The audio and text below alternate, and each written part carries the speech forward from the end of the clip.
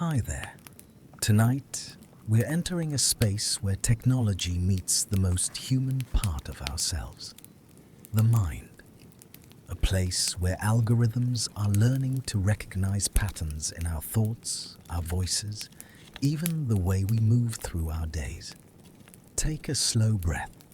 Picture a world where depression might be detected from the sound of your voice, where anxiety reveals itself through the words you type, where help arrives before the crisis fully unfolds. This is not science fiction. This is happening now. The language of mental health is changing. For over a century, we've relied on observation, conversation, and self-report to understand the landscapes of human suffering. A psychiatrist asks questions. A patient shares their experience. Together, they work to identify what's wrong. But this approach, as compassionate as it may be, carries limitations. Memory fades. Shame silences. Symptoms hide beneath the surface. And sometimes, by the time someone asks for help, the problem has already deepened into something more severe. Enter artificial intelligence. Not as a replacement for human care, but as a new tool in understanding the patterns that escape our conscious awareness. AI systems can analyze vast amounts of data, detecting subtle changes that might signal the onset of a mental health condition long before traditional methods would notice. They can listen to the slight monotone creep into someone's voice. They can track the gradual withdrawal from social contact through smartphone sensors. They can read between the lines of social media posts to identify emotional distress. According to data from the World Health Organization, mental health disorders affect approximately 29% of the global population during their lifetime.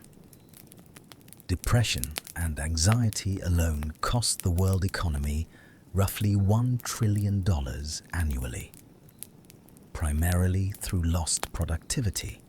Yet despite the magnitude of this crisis, our traditional diagnostic methods remain largely subjective, relying heavily on clinical judgment and patient self-reporting.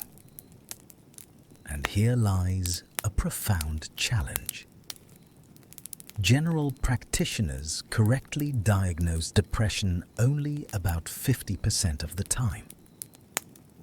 The number of mental health professionals cannot keep pace with demand. Wait times stretch for months. Many people never receive treatment at all. AI offers something different. Something that doesn't tire, doesn't forget, doesn't judge. It offers patterns, data, early warning signs, the potential for prevention rather than reaction.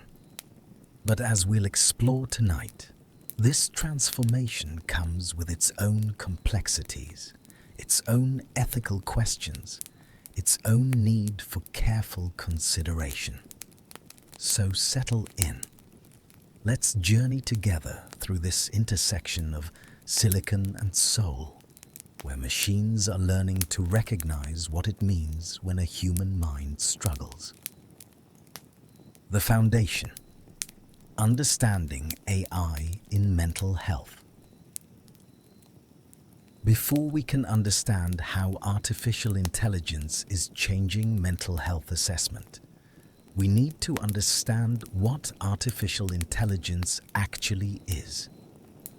The term itself can feel abstract, almost mystical. But at its core, AI is simply a set of computational techniques that allow machines to learn from data and make predictions or decisions without being explicitly programmed for every possible scenario. The concept isn't new. In 1950, British mathematician Alan Turing proposed the question, can machines think? His famous Turing test suggested that if a machine could engage in conversation indistinguishable from a human, we might consider it intelligent. In 1956, computer scientist John McCarthy coined the term artificial intelligence at the Dartmouth Conference, marking the field's official beginning. But for decades, AI remained largely theoretical, constrained by limited computing power and insufficient data. The transformation came gradually, then suddenly. As computers became more powerful and data more abundant, AI techniques evolved dramatically. Today, when we talk about AI in healthcare, we're typically referring to machine learning, a subset of AI where algorithms learn patterns from data rather than following pre-programmed rules. Within machine learning, several approaches have proven particularly valuable for mental health applications.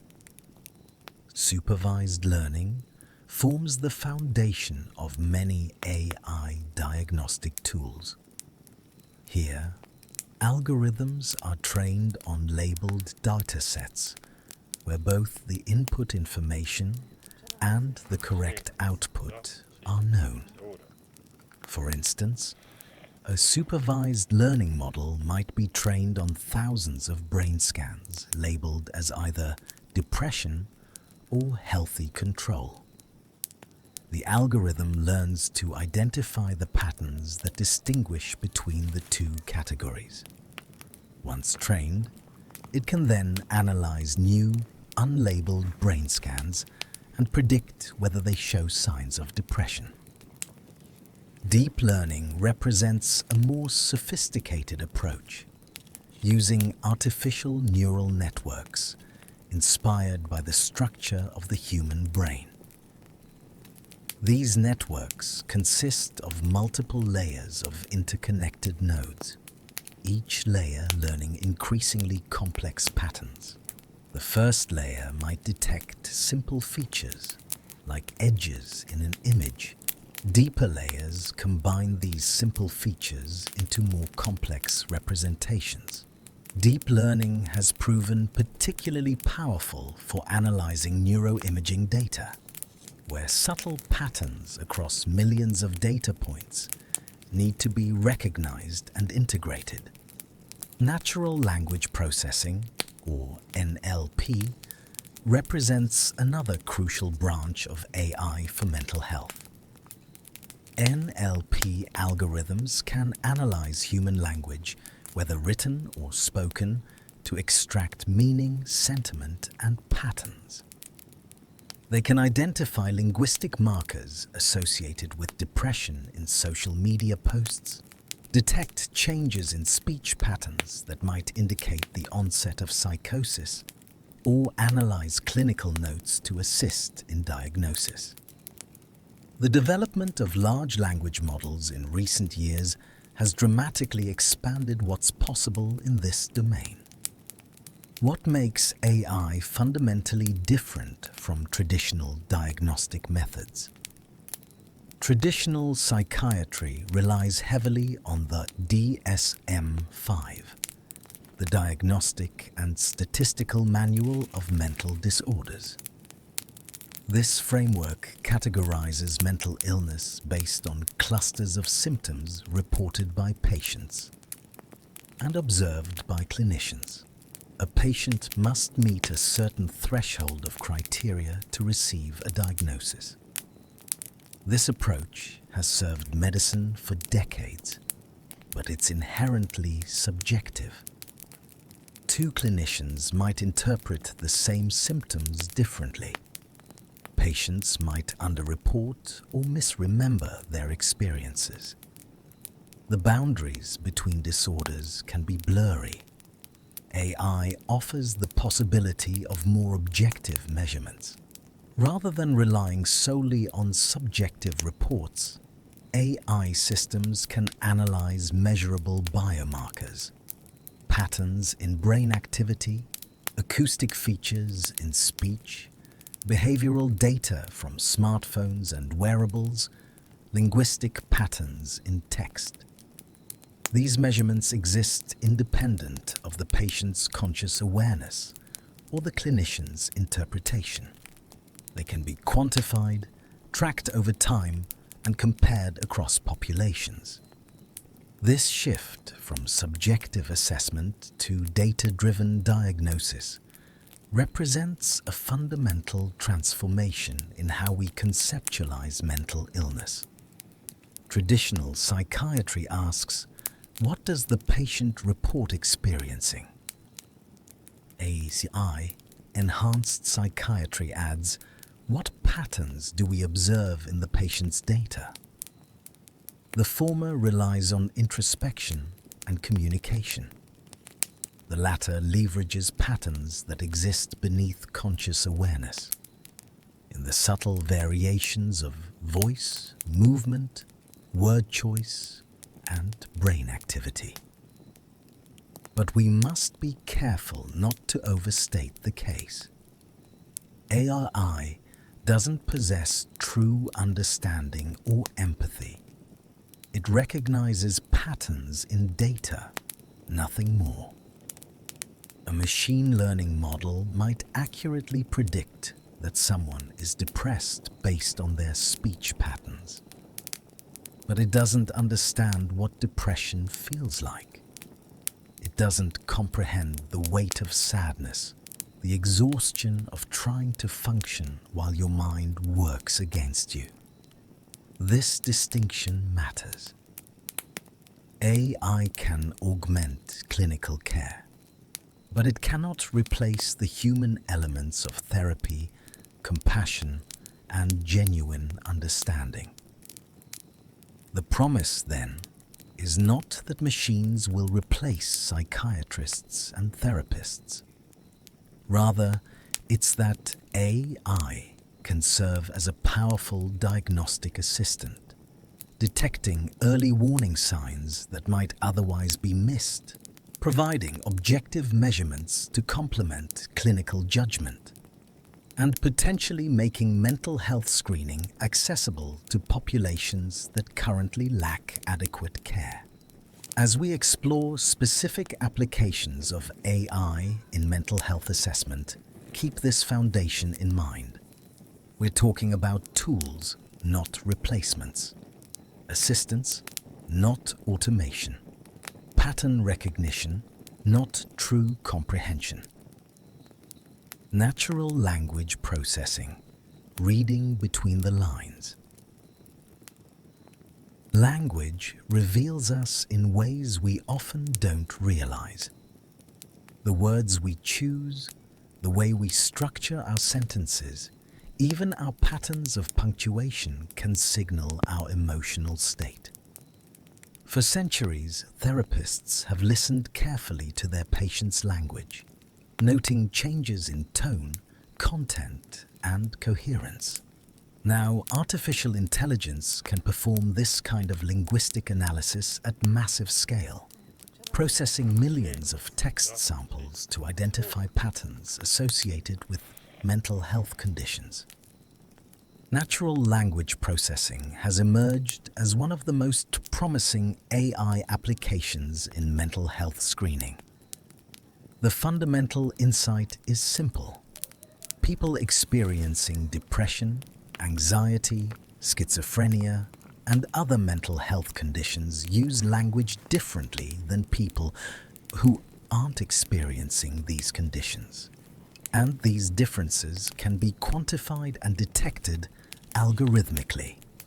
Consider depression.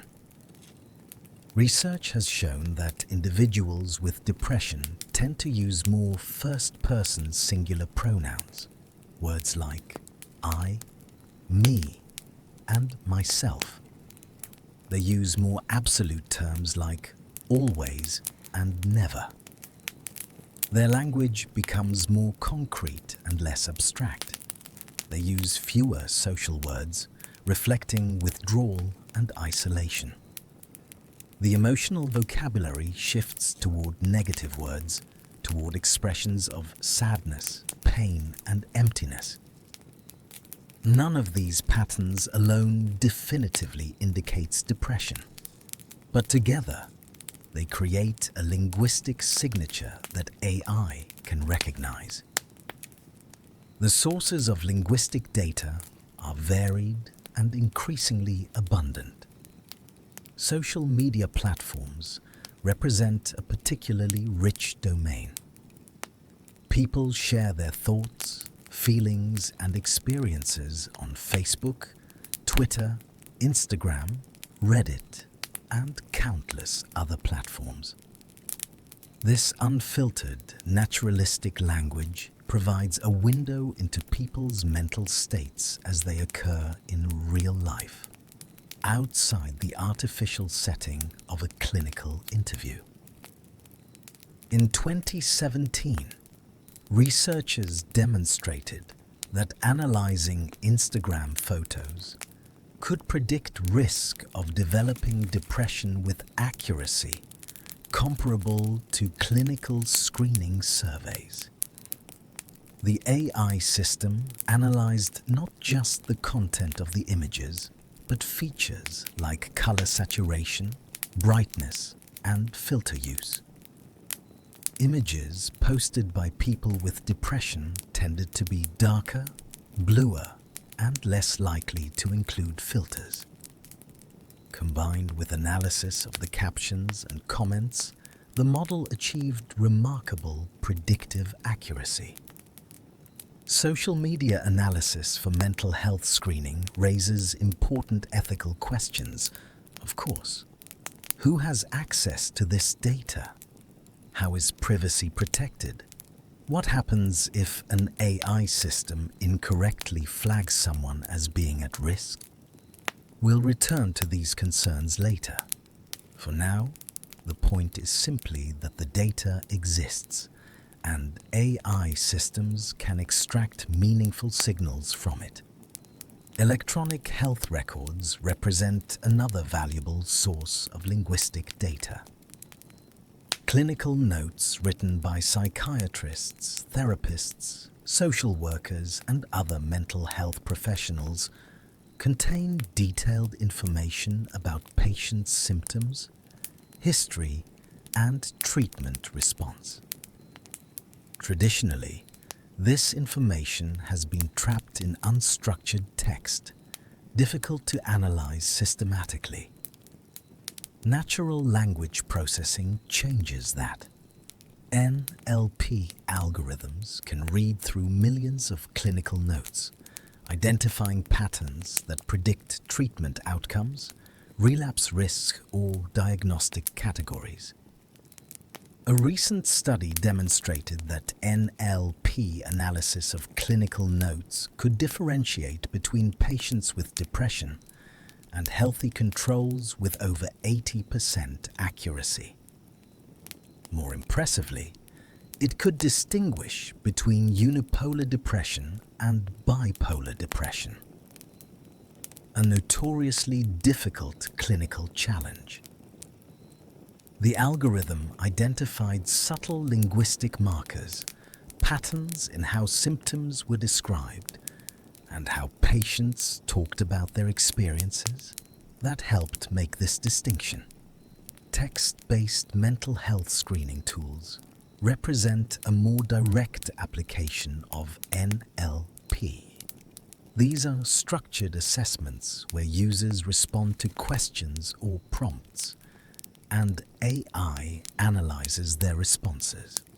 Unlike traditional questionnaires where responses are multiple choice or rated on scales, NLP-based tools can analyze free text responses, capturing richer, more nuanced information.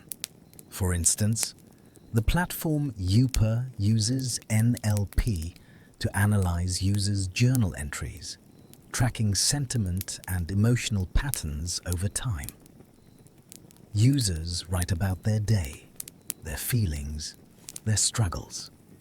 The AI identifies emotional triggers, detects mood trends, and provides insights that users can share with their clinicians. Studies have shown that regular engagement with such platforms correlates with significant reductions in depression and anxiety symptoms.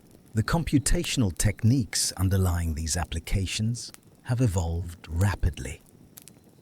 Early NLP systems relied on handcrafted rules and predefined dictionaries of emotional words.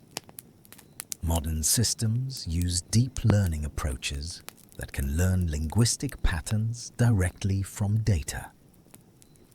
These models don't need to be told that certain words are associated with depression. They discover these associations by analyzing text labeled with mental health outcomes. One particularly powerful approach involves transformer models, the same architecture underlying large language models like GPT. These models can capture complex, context-dependent meanings. They understand that the word fine might signal genuine wellness in one context, but represent deflection or concealment in another. This contextual sensitivity is crucial for mental health applications, where meaning often depends on subtle cues. A comprehensive review published in 2022 examined 399 studies using NLP for mental illness detection. The review found an upward trend in research, with deep learning methods receiving increasing attention and demonstrating superior performance compared to traditional machine learning approaches. The most frequently studied conditions were depression and suicide risk, though applications extended to schizophrenia, post-traumatic stress disorder, anxiety disorders, eating disorders, and addiction. The accuracy rates varied considerably depending on the specific task, the data source, and the methods used, but many studies reported accuracy in the 70 to 90% range for detecting mental health conditions from text. This level of performance often exceeds or matches the accuracy of traditional screening questionnaires and sometimes even rivals the diagnostic accuracy of general practitioners. Yet important challenges remain. NLP models trained on one population or language may not generalize well to others. Linguistic expressions of mental illness vary across cultures, age groups, and social contexts. A model trained primarily on English language social media posts from young adults might perform poorly when analyzing clinical notes from elderly patients or text in other languages. Addressing this requires diverse training data and careful validation across populations. There's also the fundamental question of whether linguistic patterns reflect underlying mental health conditions or merely correlate with them. If someone uses more first-person pronouns and negative emotional words, does that definitively mean they're depressed? Or might it reflect a temporary bad mood, a habitual writing style, or engagement with sad content? NLP models detect patterns, but patterns don't always map cleanly onto psychiatric diagnoses. Moreover, language is dynamic and constantly evolving, especially on social media. New slang emerges. Expression styles shift. What signaled depression 5 years ago might not signal it today. AI models need to be continually updated and retrained to maintain their accuracy over time. This requires ongoing data collection and model refinement, introducing practical and ethical challenges around consent and data use. Despite these limitations, NLP represents a powerful tool for mental health screening. It can process vast amounts of linguistic data quickly and consistently, identifying at-risk individuals who might benefit from further evaluation. It can track changes in an individual's language over time, potentially detecting the subtle shifts that precede a mental health crisis. And perhaps most importantly, it can do this at scale, offering the possibility of population-level mental health monitoring that would be impossible through traditional clinical methods.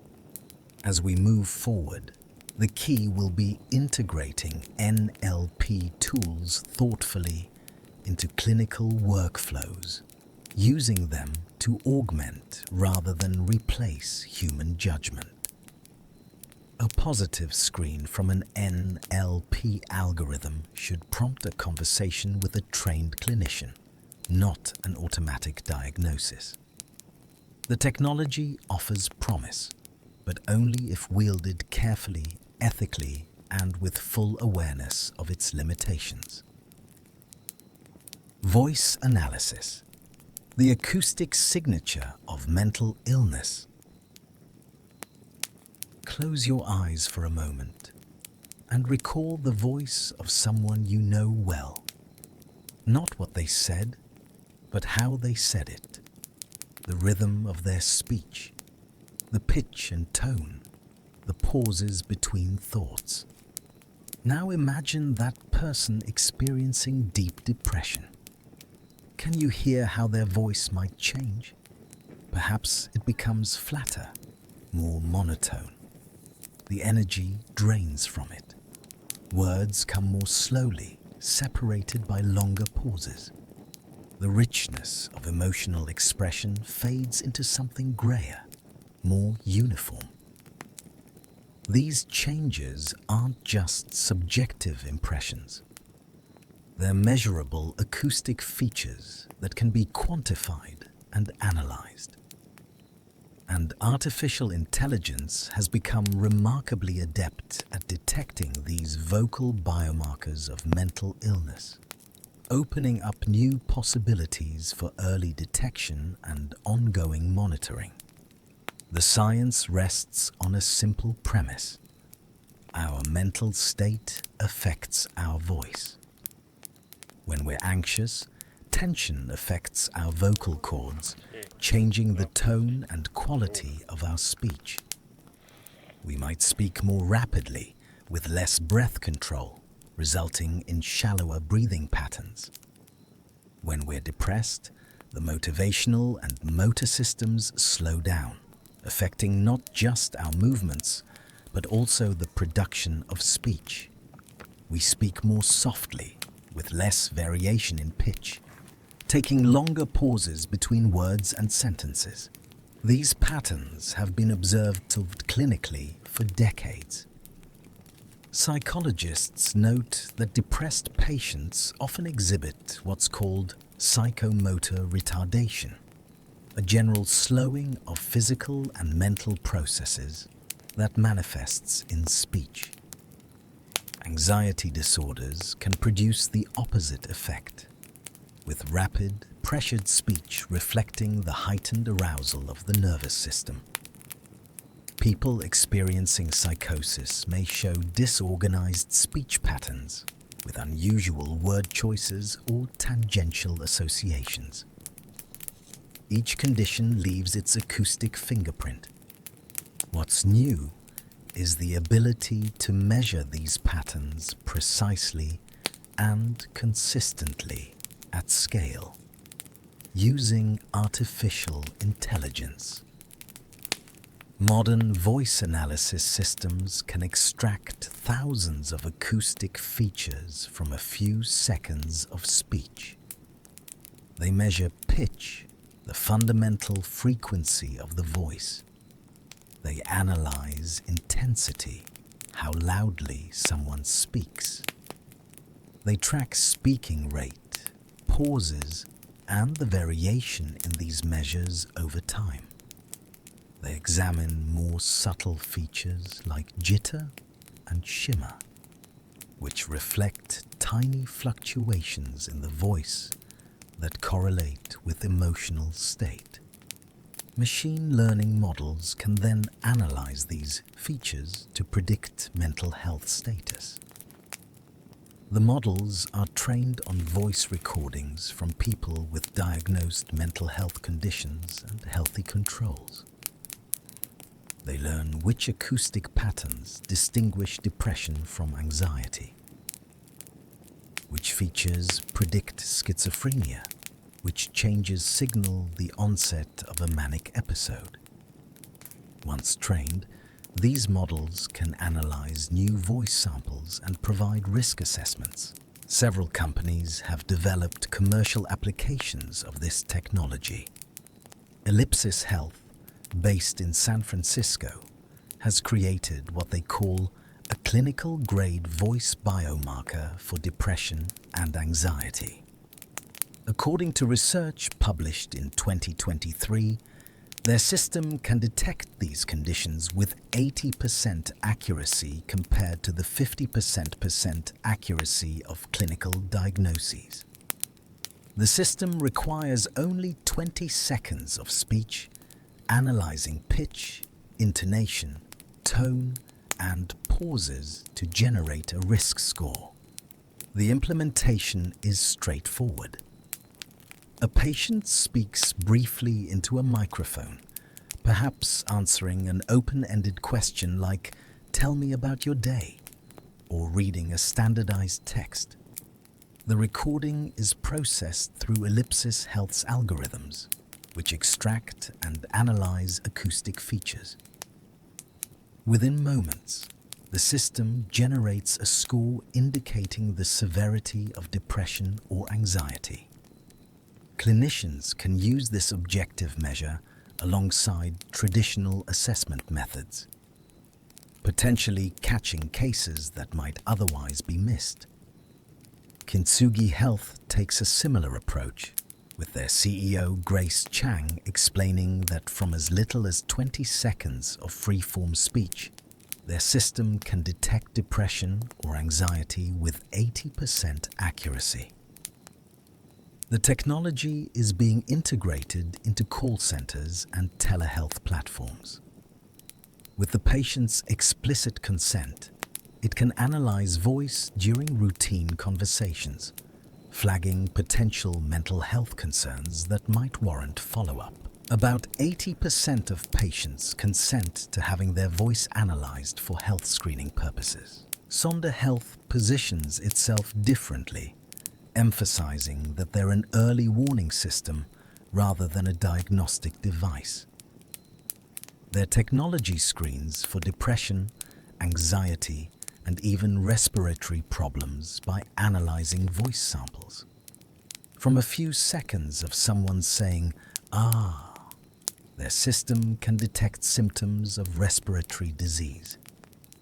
For mental health screening, they analyze how people talk rather than what they say, examining the prosody, intonation, and pitch patterns that reflect emotional state.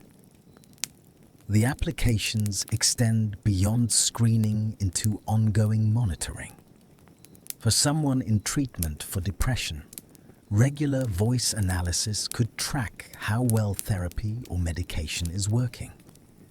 Changes in vocal patterns might signal improvement or predict relapse before the patient consciously recognizes the shift. This could enable more proactive, personalized care, adjusting treatment in real time based on objective measures rather than waiting for symptoms to become severe. Research supports these commercial applications. A comprehensive systematic review published in 2020 examined 127 studies using speech, for automated assessment of psychiatric disorders.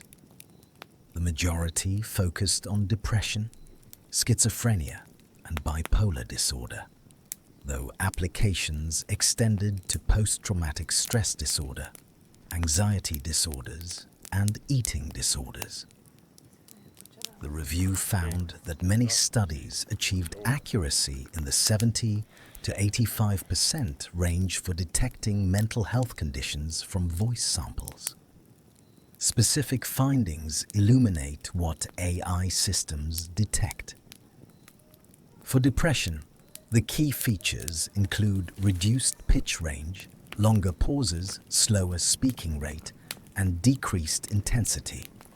The voice becomes more monotone, flatter, softer. For anxiety, features shift toward increased speaking rate, shorter pauses, and higher pitch. The voice sounds more tense, more pressured. For schizophrenia, disorganized patterns appear, with unusual prosody and atypical patterns of emphasis and intonation. But voice analysis faces significant challenges. One major concern is bias. The acoustic features of speech vary across accents, dialects, and languages. A system trained primarily on English speakers with standard American accents might perform poorly for someone speaking with a heavy regional accent or in a different language. Cultural differences in emotional expression could also introduce bias. Some cultures encourage more expressive speech, others more reserved communication. These variations could confound AI systems, leading to false positives or negatives.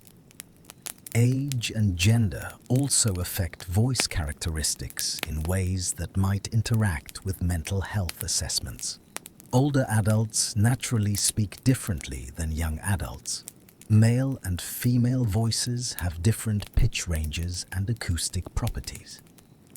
AI systems need to account for these factors to avoid confounding normal variation with signs of mental illness. This requires diverse training data and careful model design to ensure fairness across demographic groups. Privacy concerns loom large as well. Voice contains deeply personal information beyond just mental health indicators. It reveals identity, emotional state, and potentially other health conditions. If voice analysis systems are deployed in call centers, smartphones, or other widespread applications, who has access to this data? How is it protected? What safeguards prevent misuse?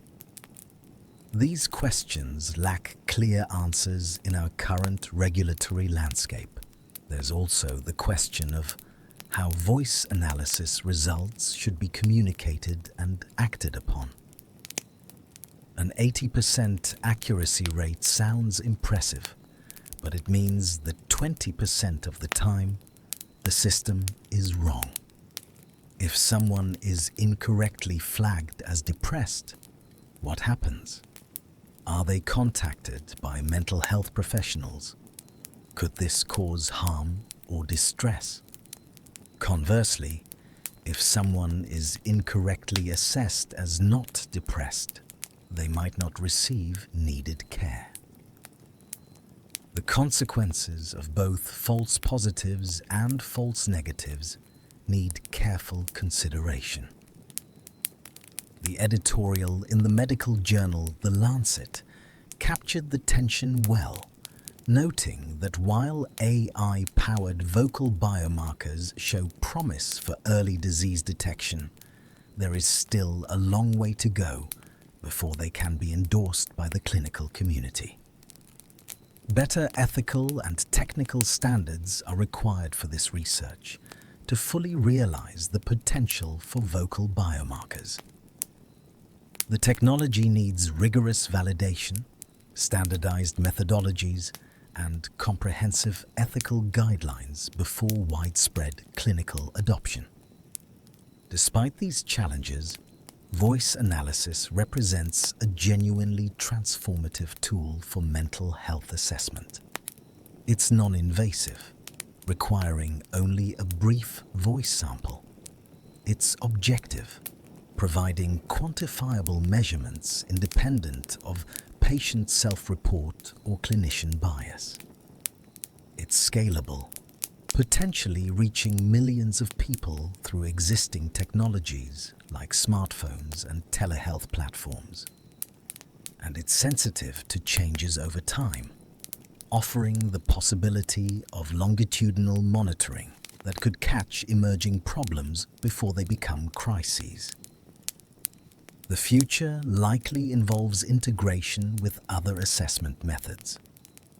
Voice analysis could serve as an initial screening tool, with positive results triggering more comprehensive evaluation. It could complement traditional questionnaires and clinical interviews, providing additional objective data to inform diagnosis and treatment. And it could enable continuous monitoring outside clinical settings, turning everyday conversations into opportunities for mental health surveillance with appropriate consent and privacy protections. As this technology develops, the imperative is to proceed thoughtfully. We must ensure robust validation across diverse populations. We must establish clear ethical guidelines around consent, data use, and privacy.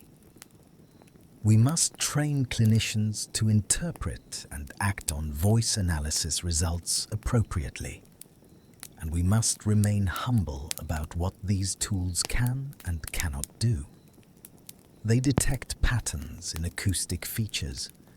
They don't understand suffering. They don't provide therapy. They offer data, not care. But data, when used wisely, can save lives. Digital phenotyping, the invisible portrait of mental health. Your smartphone knows you in ways you might not realize. It knows when you wake up, where you go, who you talk to, how much you move. It knows the time you spend on different apps, the rhythm of your days and nights. Every interaction leaves a trace, a digital footprint that, when viewed collectively, creates a portrait of your behavior, your habits, your life patterns. This portrait, constantly updated and remarkably detailed, can reveal changes in mental health long before they become obvious to you or to those around you. This is digital phenotyping, a term that emerged from Harvard University in 2015 to describe the use of personal digital devices to characterize an individual's behavior in unprecedented detail. The concept rests on a simple but powerful insight. Mental health conditions change how we behave, and modern technology can detect these behavioral changes passively, continuously, and objectively. Consider depression. It doesn't just affect mood and thought patterns. It changes behavior in measurable ways. Someone experiencing depression might gradually withdraw from social contact, spending less time with friends, making fewer phone calls, sending fewer text messages. They might become less physically active, spending more time at home, moving less during the day. Their sleep patterns might deteriorate, with later bedtimes, more fragmented sleep, difficulty waking. Their communication might slow, with longer gaps between messages, shorter responses, less engagement. Each of these changes can be detected through smartphone sensors and wearable devices. The beauty of digital phenotyping is its unobtrusiveness. No one has to fill out questionnaires or remember to track their symptoms. The data collection happens passively, in the background, as people go about their normal lives. This provides a naturalistic view of mental health, capturing real-world functioning rather than retrospective self-reports that may be biased or incomplete. The range of data collected is extensive. GPS sensors track location and movement patterns, revealing where someone goes, how much they move, and how often they visit different places. Accelerometers measure physical activity levels, detecting whether someone is sitting, walking, or exercising. Communication logs track phone calls and text messages, providing insights into social interaction without recording the content of these communications. App usage. Data reveals how someone spends their time digitally, which apps they use, and for how long. Screen time metrics show overall device usage patterns. Phone sensors can even detect ambient light and noise levels, providing context about the environment someone inhabits. Wearable devices add another layer of physiological data. Fitness trackers and smartwatches monitor heart rate variability, sleep stages, and activity levels with increasing precision. Devices like the Oura Ring track body temperature, respiratory rate, and even measure electrodermal activity, the tiny changes in skin conductance associated with emotional arousal and stress. The Happy Ring, which received FDA clearance in 2024, monitors sleep, blood oxygen, heart rate, activity, temperature, and brain activity, providing users with personalized health insights and enabling coordinated clinical monitoring. Machine learning algorithms analyze these diverse data streams to identify patterns associated with mental health conditions. The Radar-based platform, an open-source system built around Apache Kafka, supports large-scale data collection in remote monitoring studies. It has been deployed in research projects examining mood disorders, anxiety, psychosis, and other conditions, demonstrating the feasibility of continuous digital phenotyping in clinical populations. Research findings illuminate what digital phenotyping can detect. For depression, key behavioral markers include decreased physical activity, more time spent at home, reduced social interactions, disrupted sleep patterns, and increased smartphone usage at night. Studies have shown that machine learning models analyzing smartphone sensor data can detect depression with accuracy ranging from 70 to 85%. A study published in 2024 used data from the Adolescent Brain Cognitive Development Study, which deeply phenotyped over 11,000 children with multimodal assessments, including wearable device data. Researchers trained AI models to extract digital phenotypes from smartwatch data, capturing patterns in sleep, activity, and physiological measures. These digital phenotypes predicted psychiatric disorders and identified genetic associations, demonstrating that behavioral patterns captured by wearables reflect underlying biological processes. For anxiety disorders, digital phenotyping detects different patterns. Heart rate variability decreases during periods of high anxiety. Activity patterns become more variable and less structured. Sleep disturbances manifest differently than in depression, with more initial insomnia rather than the hypersomnia often seen in depression. Communication patterns might show increased frequency but shorter duration, reflecting social anxiety or restlessness.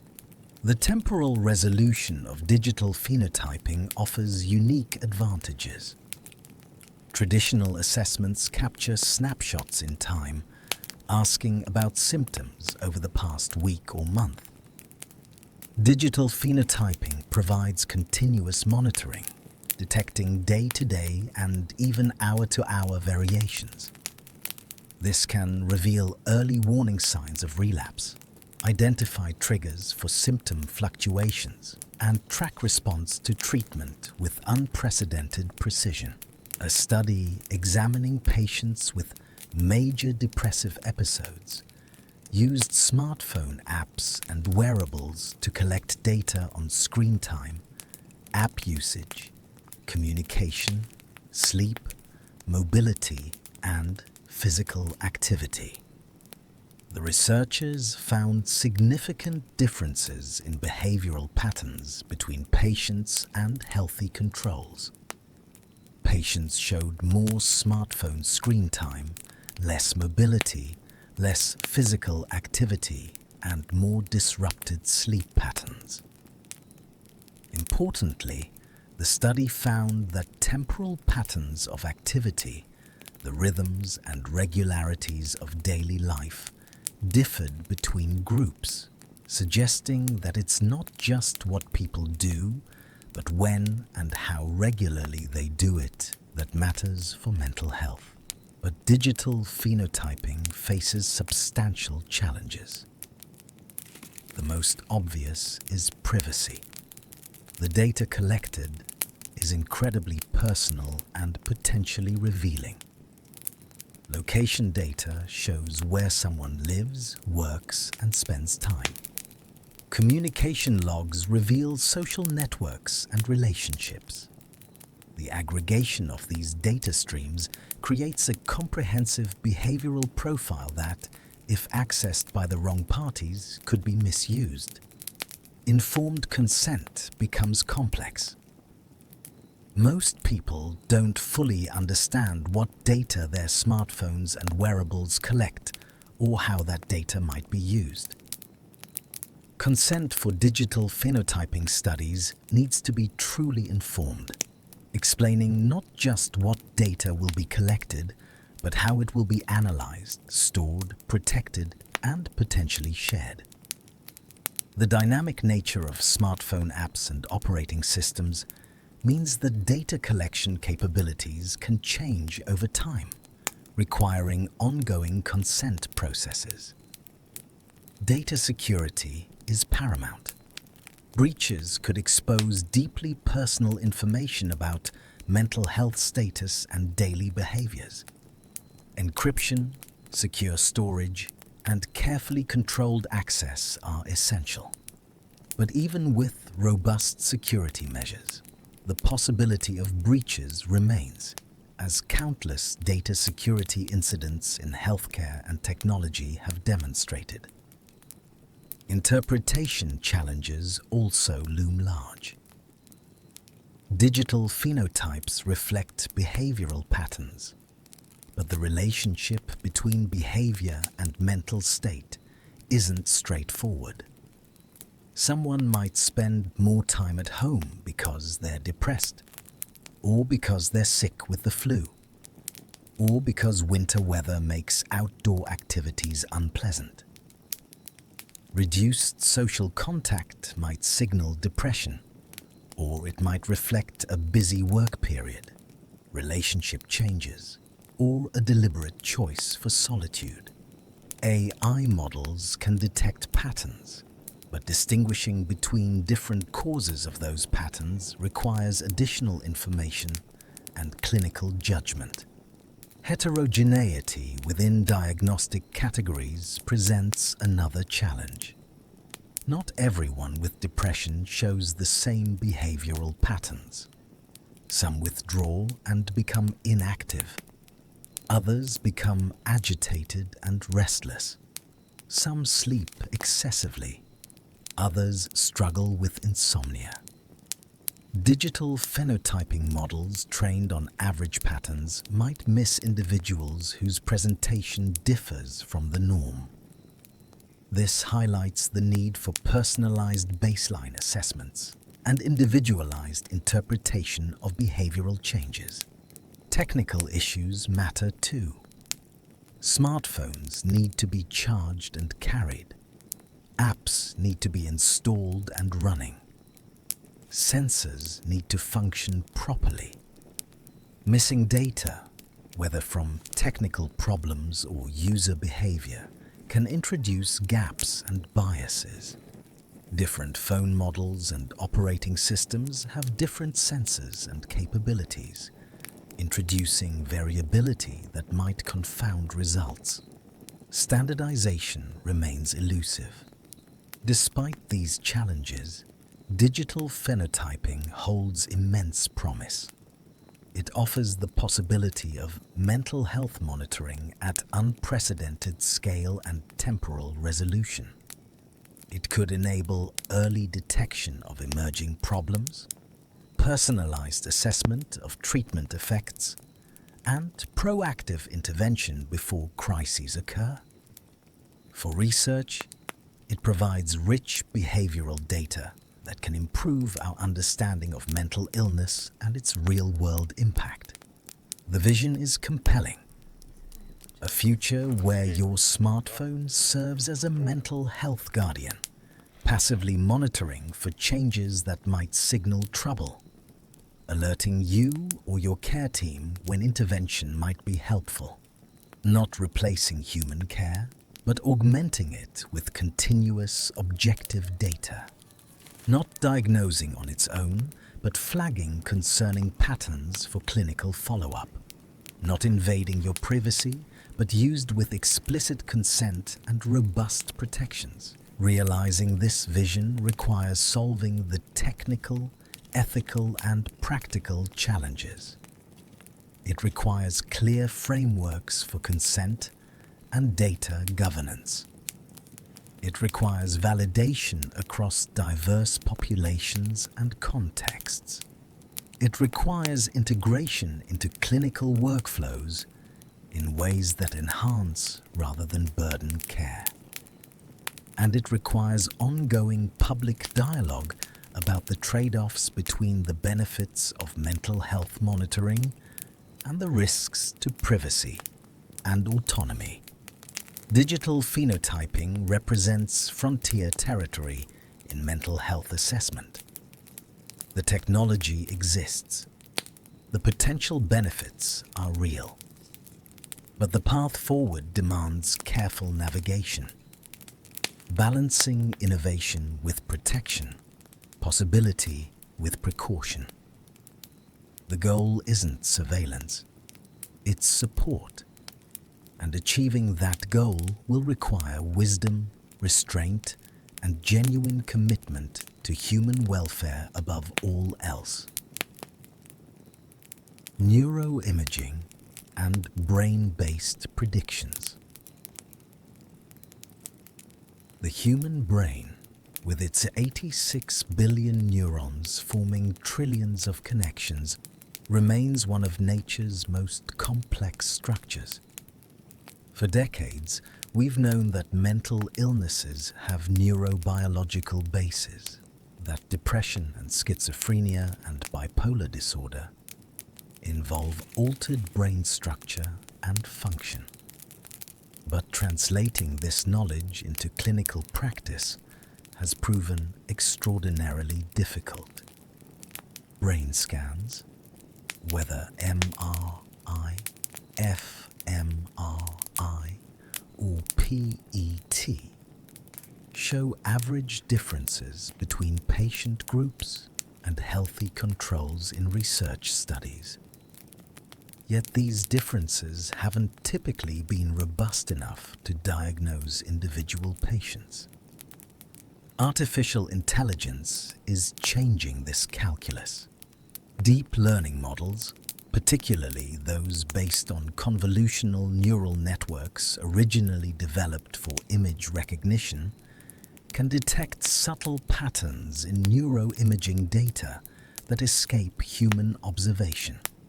These models don't just look for obvious abnormalities. They analyze complex relationships across millions of voxels, three-dimensional pixels that make up brain scans, identifying multivariate patterns that distinguish different psychiatric conditions with increasing accuracy. The technical foundation involves several types of brain imaging. Structural MRI provides detailed anatomical images, revealing the size and shape of different brain regions. Studies have consistently found alterations in brain structure associated with mental illnesses. Reduced hippocampal volume in depression, enlarged ventricles in schizophrenia, thinning of the prefrontal cortex in various conditions. But these changes are subtle and overlapping, making individual diagnosis challenging. Functional MRI captures brain activity by measuring blood oxygen levels, revealing which regions are active during rest or specific tasks. Resting state fMRI, where participants simply lie still in the scanner, has proven particularly valuable. It reveals functional connectivity patterns, how different brain regions communicate with each other. These connectivity patterns differ in mental illness, with depression showing altered connectivity in networks involved in emotion regulation, and schizophrenia showing disrupted connectivity in networks underlying perception and cognition. Diffusion-weighted imaging tracks the movement of water molecules through brain tissue, revealing the integrity of white matter tracts that connect different brain regions.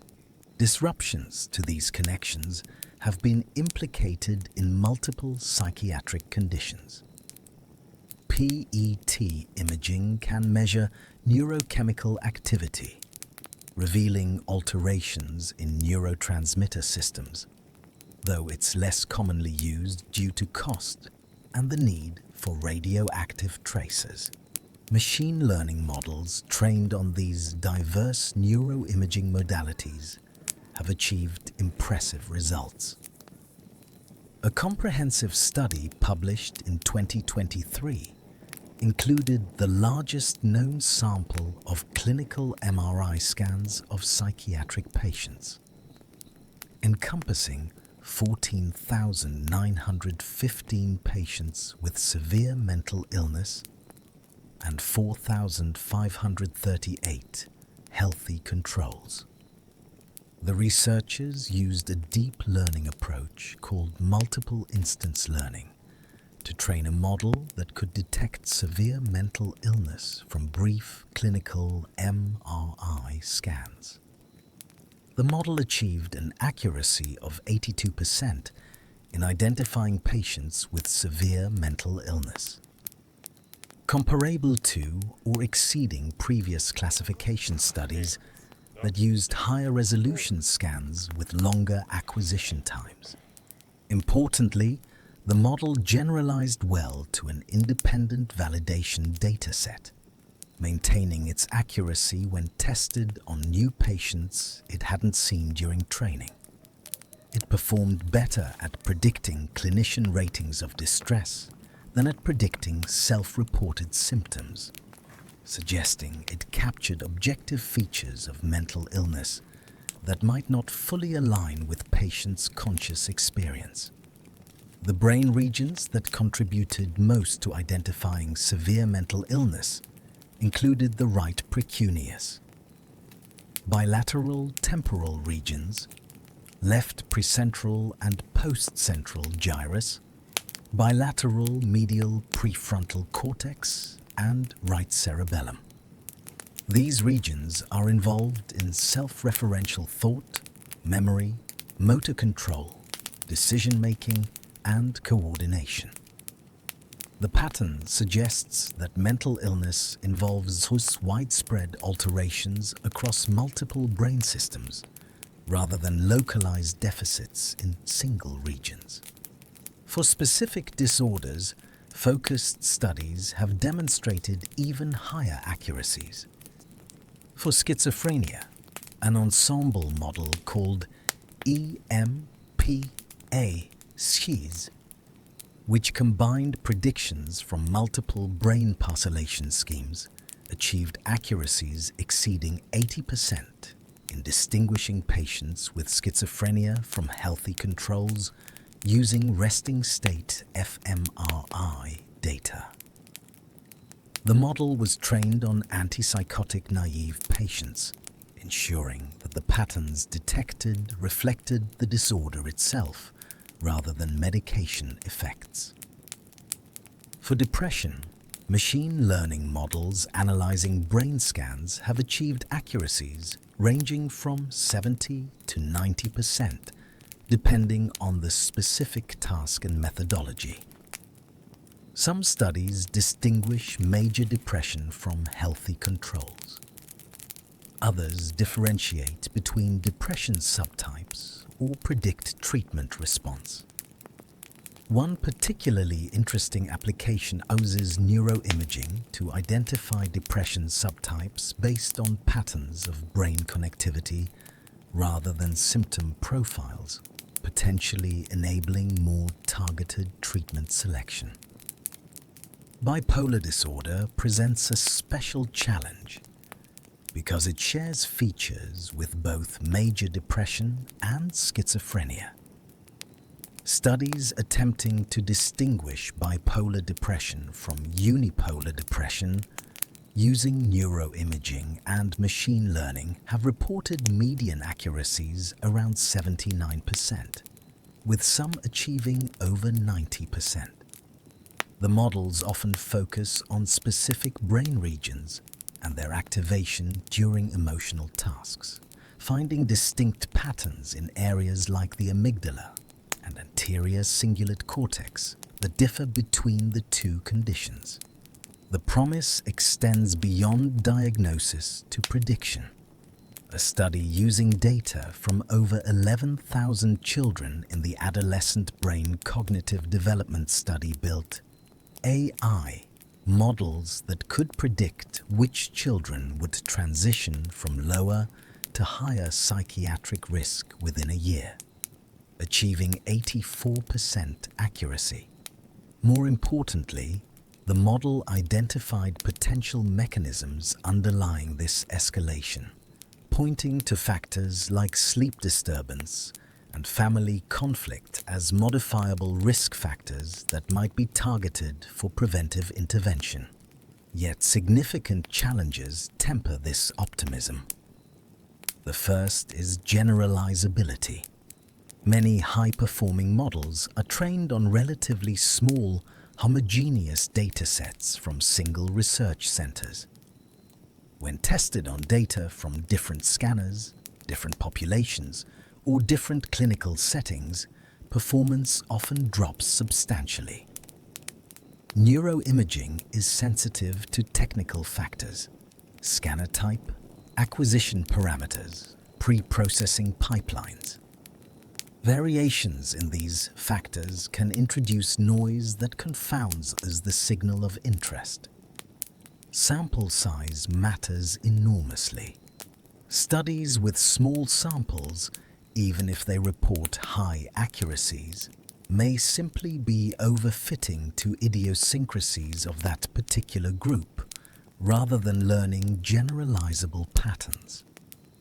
Large studies like the one with nearly 15,000 MROR scans provide more reliable estimates of what's achievable, and their results are typically more modest than those from smaller studies. The black box problem looms large. Deep learning models, while powerful, are often difficult to interpret. They make predictions based on complex patterns distributed across the brain. Patterns that may not map onto our current understanding of psychiatric neurobiology. A model might accurately predict depression, but explaining which specific features drive that prediction and whether they make neurobiological sense remains challenging. Techniques for model interpretability are improving, but they lag behind predictive performance. Heterogeneity within diagnostic categories remains problematic. Not everyone with depression or schizophrenia shows the same brain alterations. There's substantial overlap between patients and controls, and between different diagnostic categories. A person might meet clinical criteria for major depression, but show brain patterns more similar to someone with anxiety or even to a healthy control. This heterogeneity is a fundamental feature of psychiatric disorders, not a limitation of our measurements, and it constrains what's achievable through brain-based diagnosis. The clinical utility question persists. Even if we could diagnose mental illness from brain scans with 90% accuracy, would that actually improve patient care? Brain scans are expensive, time-consuming, and not widely accessible. Clinical diagnosis through interview and questionnaire is cheap, quick, and can be done anywhere. For brain-based diagnosis to be clinically useful, it would need to provide information that can't be obtained more easily through other means, such as predicting treatment response, identifying illness subtypes that require different interventions, or detecting illness before symptoms fully emerge. Early detection represents perhaps the most compelling use case. If brain changes precede symptom onset, neuroimaging combined with AI could identify at-risk individuals, while preventive interventions might still be effective.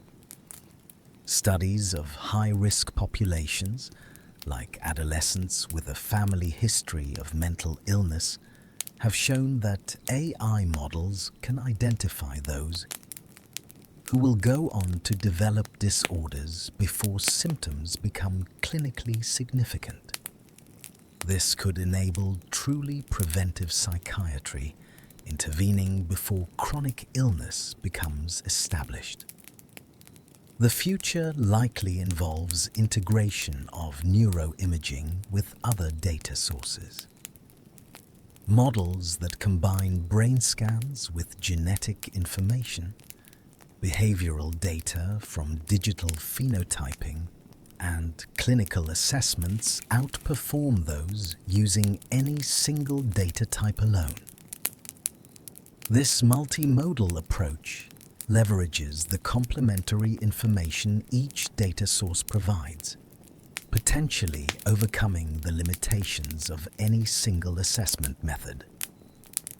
As neuroimaging AI develops, several priorities emerge. We need larger, more diverse data sets that better represent the populations these tools would serve. We need standardized protocols that enable data sharing and model validation across sites. We need improved interpretability methods that help clinicians understand and trust AI predictions.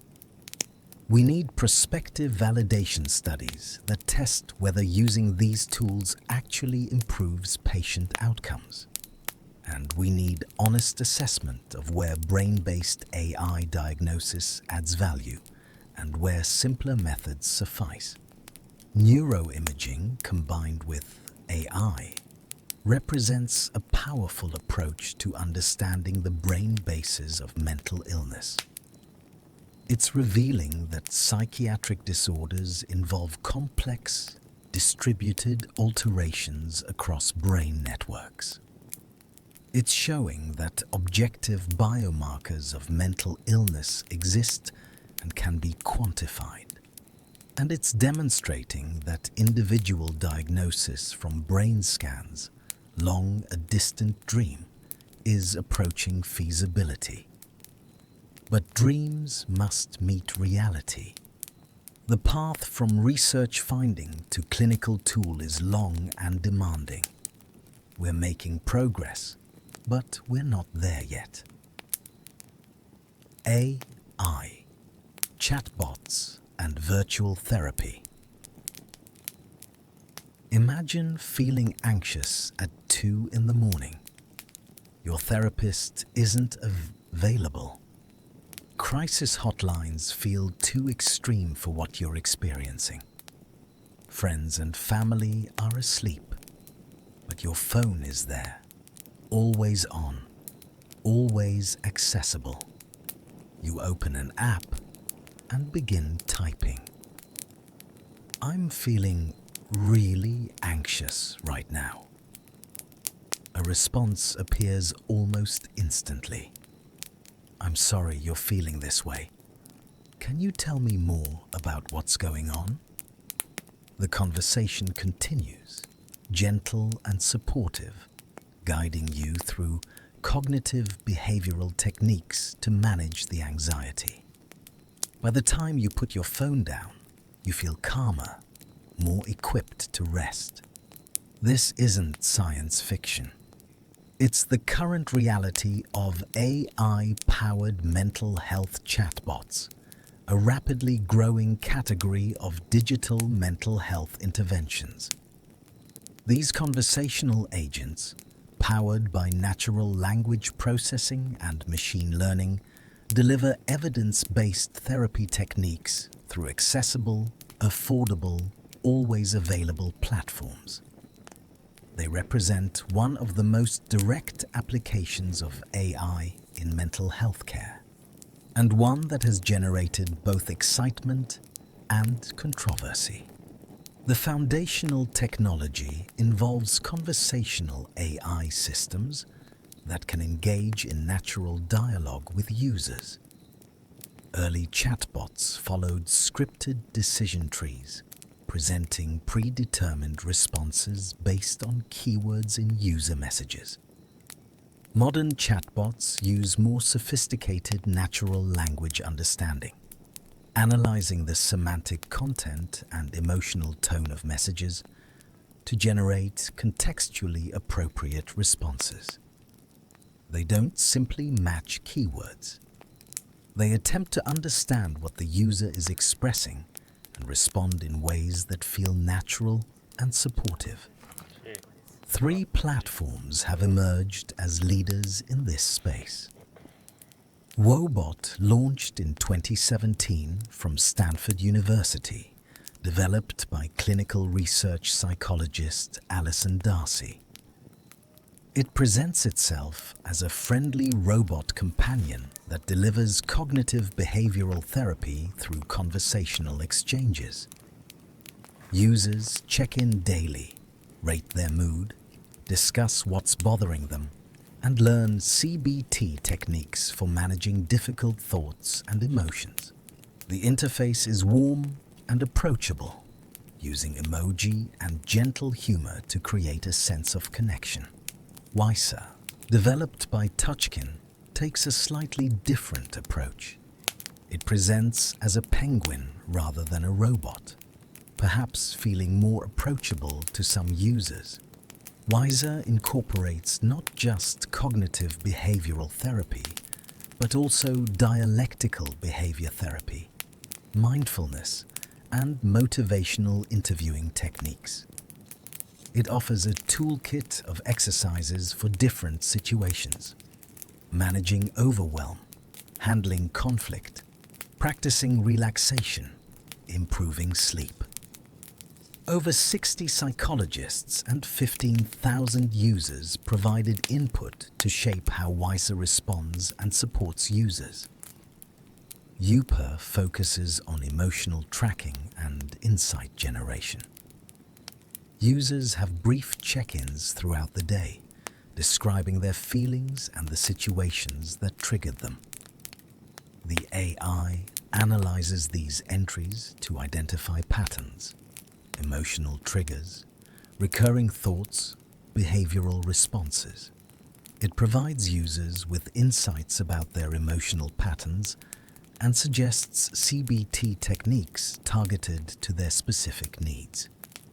The goal is not just symptom management, but increased self-awareness and understanding. Research on these platforms has yielded encouraging results. A systematic review of studies on Wobot, Wiser, and Youper, published in 2024, included 10 studies, 5 on Wobot, 4 on Wiser, and 1 on Youper. The review found large improvements across all 3 chatbots in symptoms of mental health. Wobot showed remarkable reductions in depression and anxiety with high user engagement. Wiser demonstrated similar improvements, especially in users with chronic pain or maternal mental health challenges. Youper presented a 48% decrease in depression and a 43% decrease in anxiety. A randomized controlled trial of Wobot, published in 2017, found that young adults using the chatbot for 2 weeks showed significant reductions in depression symptoms compared to a control group provided with self-help materials in e-book format. The Wobot group also showed greater engagement, with users initiating conversations with the bot an average of 12 times over the 2-week period. Qualitative feedback indicated that users appreciated the accessibility, non-judgmental nature, and consistency of the support. Wiser received FDA Breakthrough Device designation, a significant milestone for AI mental health tools. The designation was supported by a clinical trial showing that Wiser was more effective than standard orthopedic care for patients with chronic musculoskeletal pain and comparable to in-person psychological counseling. This suggests that for certain populations and conditions, AI chatbots can deliver therapeutic benefits rivaling traditional approaches. The mechanisms through which chatbots produce these effects are both obvious and subtle. At the most basic level, they provide emotional support and validation. Many users report that simply having something available to talk to without judgment or time constraints helps them feel less alone. The chatbots normalize struggles, explaining that anxiety and sadness are human experiences that everyone faces. This normalization can reduce shame and encourage help-seeking. More specifically, chatbots teach skills. They introduce users to cognitive behavioral techniques like identifying cognitive distortions, challenging negative thoughts, and behavioral activation. They guide users through mindfulness exercises, breathing techniques, and progressive muscle relaxation. They help users develop emotion regulation strategies and problem-solving skills. These aren't new therapeutic techniques, but delivering them through an always accessible digital platform dramatically increases their reach. The conversational format matters. Rather than reading about CBT techniques in a book or website, users practice them in dialogue with the chatbot. This interactive engagement enhances learning and retention. The chatbot can adapt its teaching to the user's responses, providing additional explanation when concepts aren't clear, offering encouragement when users struggle, celebrating successes when users apply techniques effectively. Personalization enhances effectiveness. The chatbots track users over time, learning their patterns, preferences, and needs. Wiser might remember that a user tends to feel anxious on Sunday evenings and proactively check in then. Wobot might notice that a user responds well to cognitive reframing but finds breathing exercises less helpful, adjusting its recommendations accordingly.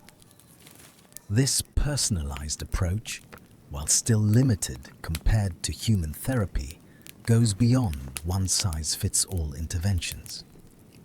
Yet significant limitations remain. The most obvious is emotional depth. Chatbots can recognize patterns in language and respond appropriately to common emotional states. But they lack true empathy, genuine understanding of human suffering, and the ability to grasp complex or ambiguous emotional situations. When someone expresses complicated feelings, interpersonal conflicts, or trauma, chatbot responses can feel superficial or scripted. They may miss nuances, misinterpret context, or provide generic reassurance that doesn't address the specific situation. Crisis management is particularly concerning. Most chatbots include safeguards to detect expressions of suicidal ideation or self-harm, responding with crisis resources and encouragement to contact emergency services or crisis hotlines. But these safeguards aren't perfect. There have been concerning reports of chatbots failing to recognize or appropriately respond to serious crises. Some chatbots have even generated potentially harmful responses, highlighting the risks of deploying AI systems in such sensitive domains. The therapeutic relationship, considered one of the most important factors in treatment outcomes, presents another challenge. Decades of research show that the quality of the connection between therapist and client predicts treatment success, often more strongly than the specific techniques used. This relationship involves trust, empathy, genuine human connection, and the client's sense that someone truly understands and cares about them. Can this exist with an AI chatbot? User experiences vary. Some report feeling a genuine connection with their chatbot therapist, appreciating its consistency, availability, and non-judgmental support. They engage with it as if it were a real companion, albeit a limited one. Others find the interaction hollow, frustrated by responses that feel canned or miss the point. They want human understanding, not algorithmic pattern matching. Research on user perceptions reveals this mixed reality. In a small study where volunteers tried Wiser or Wobot, participants gave mixed responses on whether they felt the chatbot was empathetic. Some valued the skills they learned and felt old. The chatbot helped them develop self-awareness. Others felt they couldn't fully open up, concerned about privacy, or simply unable to connect with a non-human entity. Several noted that despite supposed anonymity, they were hesitant to share details, not knowing how their data might be used. Privacy concerns are well-founded. Chatbots necessarily process sensitive information about users' mental health, thoughts, feelings, and life circumstances. while companies like Wiser and Wobot assert strong privacy protections. With conversations anonymized and not shared with third parties, users' trust isn't guaranteed. The history of data breaches and misuse in technology creates legitimate skepticism. And even with robust security, the data exists, creating theoretical vulnerability. The evidence base, while growing, remains limited in important ways. Most studies have been relatively short-term, typically lasting 2 to 8 weeks. We don't know whether benefits persist over longer periods or whether engagement declines as novelty fades. Sample sizes have often been modest, and studies have primarily involved young adults with mild to moderate symptoms. Evidence for effectiveness in more severe mental illness, older adults, or diverse cultural populations remains sparse. The comparison to traditional therapy deserves nuance. For mild to moderate depression and anxiety, chatbots appear to provide measurable benefits, often comparable to bibliotherapy or psychoeducation.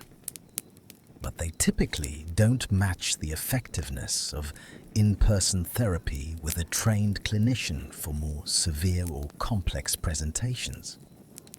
They're better understood as a complement to, rather than replacement for traditional care, a tool for people who lack access to therapy, a way to practice skills between therapy sessions, or a stepping stone towards seeking human support. The developers understand this. Wobot's documentation explicitly states that it will never replace therapy or therapists, that they will exist side by side. Wiser positions itself as a first-line support tool, not a comprehensive mental health solution. The goal isn't to eliminate human therapists, but to extend their reach, offering support at times and in contexts where human care isn't available or feasible. Looking forward, chatbots will likely become more sophisticated. Integration of large language models could enable more natural, contextually aware conversations. Better emotion recognition could help chatbots respond more appropriately to complex emotional states. Integration with other data sources, like digital phenotyping or wearable sensors, could enable more personalized and proactive support. Hybrid models combining chatbot support with human coaching or supervision might offer an optimal middle ground. But sophistication must be matched with responsibility. As chatbots become more convincing conversational partners, the risk that users will rely on them inappropriately increases. Clear communication about limitations becomes crucial. Robust crisis detection and response protocols are essential. Ongoing research must track both benefits and harms, remaining vigilant for unintended negative consequences. AI chatbots represent a genuinely new form of mental health support. They're not therapy in the traditional sense. They're not friends or companions, despite feeling that way sometimes. They're tools, algorithms designed to deliver evidence-based interventions through accessible, scalable platforms. At their best, they extend mental health support to millions who couldn't otherwise access it. At their worst, they create an illusion of care that substitutes for, rather than complements, genuine human connection. Navigating this reality demands honesty, humility, and unwavering commitment to user welfare. Ethical considerations and algorithmic bias. Every technology embodies values, whether intentionally or not. The choices made in designing AI systems, from what data to use to what outcomes to optimize, reflect assumptions about what matters and who matters. In mental health, AI, these choices have profound implications. A biased algorithm doesn't just make errors. It can perpetuate discrimination, deepen health disparities, and harm the most vulnerable populations who often already face systemic barriers to quality care. Algorithmic bias in mental health. AI takes multiple forms. Statistical bias refers to systematic errors in how an AI model makes predictions, causing it to perform differently for different groups. If a depression detection model is trained primarily on data from white, middle-class Americans, it might perform poorly for people of color, immigrants, or individuals from lower socioeconomic backgrounds. Their experiences, symptoms, and expressions of distress might differ in ways the model wasn't trained to recognize. This isn't hypothetical. Studies examining AI mental health tools have documented substantial bias. Some voice analysis systems show better performance for certain accents and dialects, potentially misclassifying people based on linguistic patterns that have nothing to do with mental health. NLP. Models trained on standard English might miss depression signals in speakers of African American vernacular English or other dialect variations. Facial recognition systems used to detect emotions, sometimes integrated into mental health assessments, show worse performance for people with darker skin tones. The sources of bias are multiple and interacting. The most obvious is biased training data. If the dataset used to train an AI model doesn't adequately represent the population the model will be used on, performance disparities are inevitable. But achieving representative data is harder than it sounds. Research studies have historically over-enrolled white, educated participants and under-enrolled people of color, rural populations, and lower-income individuals. Electronic health record data reflects biases in who accesses care and how clinicians document their encounters, with systematic differences in how mental health conditions are diagnosed and treated across racial and ethnic groups. Even when training data includes diverse participants, subtle biases can emerge from how mental health conditions manifest across cultures. Depression doesn't look the same everywhere. In some cultures, psychological distress is expressed primarily through somatic symptoms, physical complaints, and pain rather than articulated sadness. In others, specific cultural idioms describe emotional states in ways that don't translate directly to DSM criteria. An AI model, optimized for Western expressions of depression, might miss these culturally specific presentations. Labeling bias compounds these issues. Training supervised learning models requires labeled data, cases where the correct answer is known. But who decides what the correct answer is? In mental health, diagnoses are based on clinical judgment, and that judgment is itself subject to bias. Research has documented that clinicians are more likely to diagnose schizophrenia in Black patients and depression in white patients presenting with similar symptoms. If training data incorporates these biased labels, the AI model learns and perpetuates the bias. Fairness, distinct from statistical bias, concerns the ethical and legal implications of differential model performance. Multiple conceptions of fairness exist in the AI ethics literature. Equality of odds means the model's error rates should be equal across groups. Equality of opportunity focuses specifically on true positive rates being equal. Equal outcomes means the rates of positive predictions should be equal across groups. These different fairness metrics can conflict, and satisfying one might make it impossible to satisfy others. Applying these fairness concepts to mental health. AI reveals complex trade-offs. Consider a suicide risk prediction model.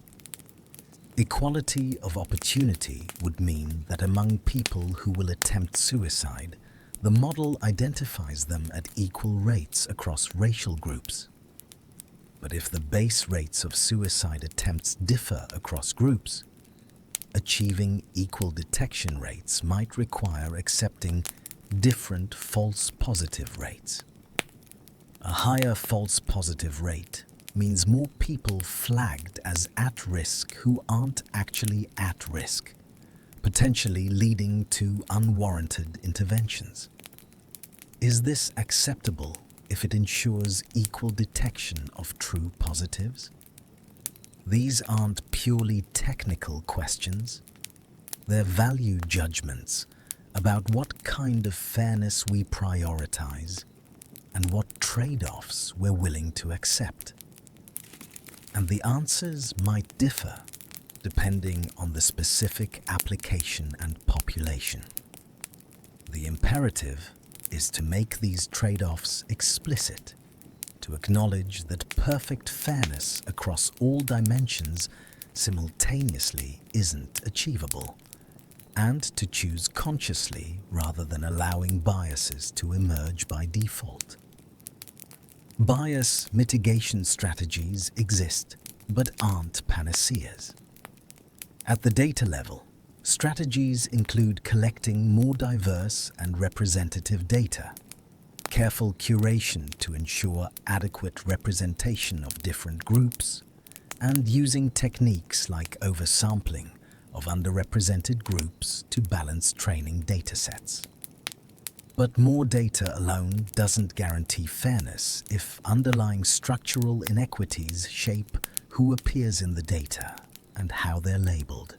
At the algorithm level, fairness-aware machine learning techniques can constrain models to achieve specified fairness criteria.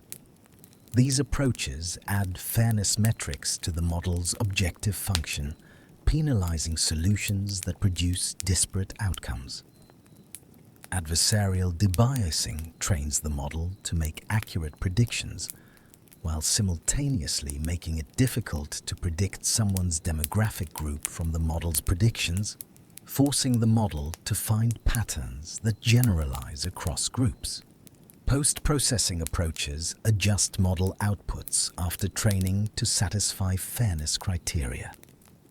For instance, thresholds for classifying someone as depressed might be adjusted for different groups to achieve equal false positive rates.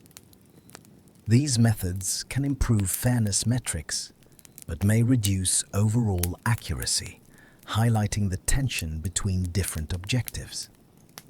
Beyond technical solutions, organizational and systemic approaches matter enormously. Diverse development teams bring varied perspectives that can identify potential biases earlier in the development process. Community engagement and co-creation, involving members of affected populations in designing and evaluating AI systems, ensures that tools are culturally appropriate and meet actual needs rather than assumptions. Transparency and accountability mechanisms provide crucial safeguards. Documentation practices like model cards or data sheets for datasets detail how AI systems were developed, what data they used, what populations they were validated on, and what limitations they have. This documentation enables clinicians and patients to make informed decisions about when and how to use these tools. External audits by independent researchers can identify biases and limitations that developers might miss or be incentivized to downplay. Regulation has a role, though the regulatory landscape remains nascent. The EU AI Act categorizes AI systems by risk level, with high-risk systems like AI-based medical devices required to prepare fundamental rights impact assessments and demonstrate compliance with responsible AI requirements, including fairness and transparency. In the United States, the FDA is beginning to develop frameworks for evaluating AI medical devices, with increasing attention to how these devices perform across diverse populations. But regulation lags behind technology, and many mental health AI applications fall into grey areas where regulatory oversight is unclear. Wellness apps and chatbots might not meet the definition of medical devices, exempting them from FDA review, despite their potential impact on mental health. The challenge is creating oversight frameworks flexible enough to accommodate rapid technological change while rigorous enough to protect users from harm. The ethical stakes extend beyond fairness to fundamental questions about autonomy, privacy, and human dignity. Mental health.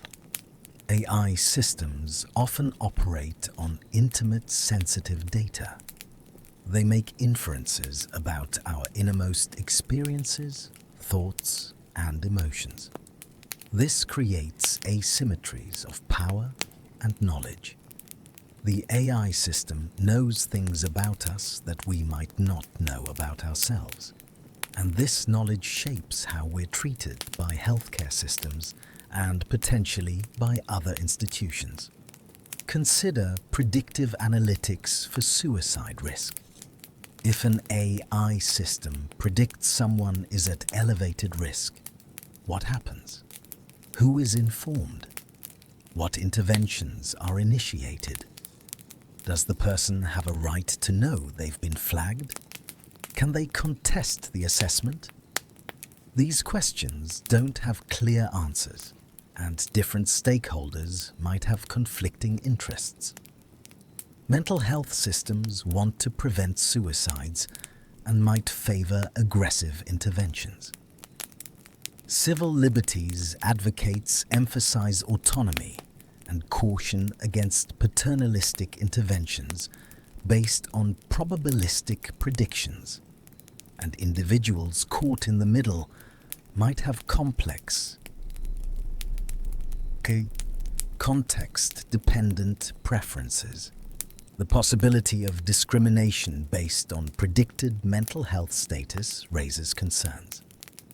If employers, insurers, or other institutions gain access to mental health predictions from AI system, could this information be used to discriminate? Existing legal protections like the Americans with Disabilities Act and genetic information non-discrimination laws provide some safeguards, but they may not cover all scenarios involving AI-based predictions. The path forward requires ongoing dialogue among technologists, clinicians, ethicists, policymakers, and affected communities. We need shared frameworks for assessing and mitigating bias. We need transparency about AI system capabilities and limitations. We need accountability mechanisms when systems cause harm. And we need humility about what AI can and cannot do, resisting the temptation to overclaim benefits or minimize risks. Most fundamentally, we need to remember that mental health AI systems exist to serve people, not the reverse. The goal isn't algorithmic perfection, but human flourishing. Sometimes that might mean deploying an imperfect but helpful tool.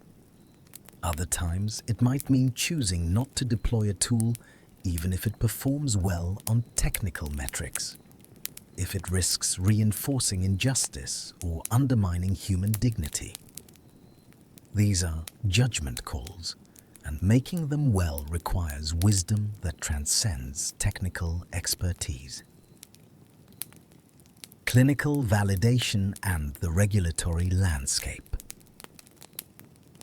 A pharmaceutical company developing a new antidepressant must conduct rigorous clinical trials, demonstrating safety and efficacy through randomized controlled studies involving thousands of participants before the FDA will approve it for clinical use. The process takes years and costs millions of dollars. But an AI mental health app can be published in app stores tomorrow, making therapeutic claims with minimal evidence and no regulatory oversight. This disparity highlights a fundamental challenge. Our regulatory frameworks weren't designed for software-based interventions, especially those powered by artificial intelligence. The current landscape is fragmented and inconsistent. In the United States, the FDA is the primary regulatory body for medical devices, and some mental health AI applications fall under their jurisdiction as software as medical device. The FDA uses risk-based classification. Class 1 devices pose low to moderate risk and are generally exempt from pre-market clearance. Class 2 devices pose moderate risk and typically require FDA clearance through the 510K pathway. Class 3 devices pose high risk and require full FDA approval through the pre-market approval process. The challenge is determining which mental health AI applications constitute medical devices. The FDA's guidance on clinical decision support software provides some clarity. If a software function acquires, processes, or analyzes medical images or signals, displays information in a format different from what healthcare professionals typically exchange, provides specific recommendations rather than just information, or doesn't allow independent review of the basis for recommendations, it likely requires FDA oversight. But these criteria leave gray areas. An AI chatbot that delivers cognitive behavioral therapy might constitute a medical device if it's intended to treat depression or anxiety. But a wellness app offering mindfulness exercises and mood tracking might be considered low risk and exempt from regulation. The distinction often rests on the marketing claims made, the intended use, and the level of automation involved. Developers have incentives to position their products outside regulatory jurisdiction, potentially undermining consumer protection.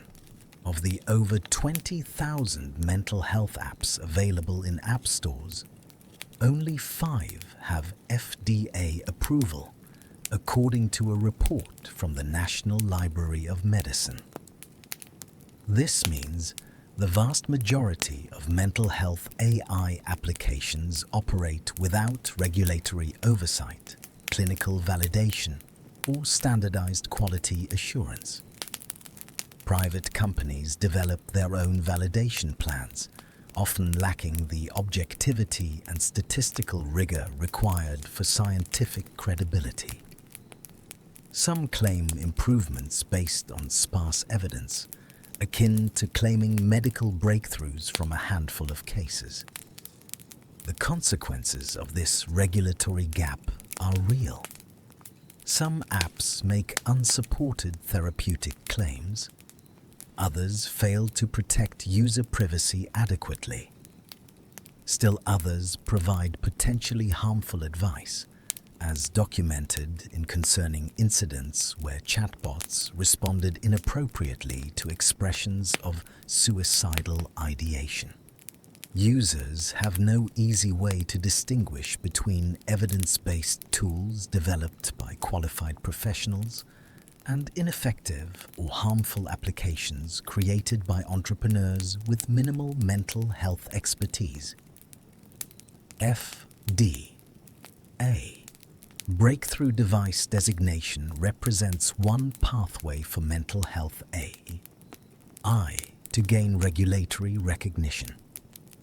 WISA received this designation in 2022, supported by a clinical trial showing effectiveness comparable to in-person psychological counseling for patients with chronic pain. The Breakthrough Device Program aims to expedite development, assessment, and review of technologies that provide more effective treatment for life-threatening or irreversibly debilitating diseases. It signals FDA's recognition that certain mental health AI applications warrant serious evaluation while potentially accelerating their path to market.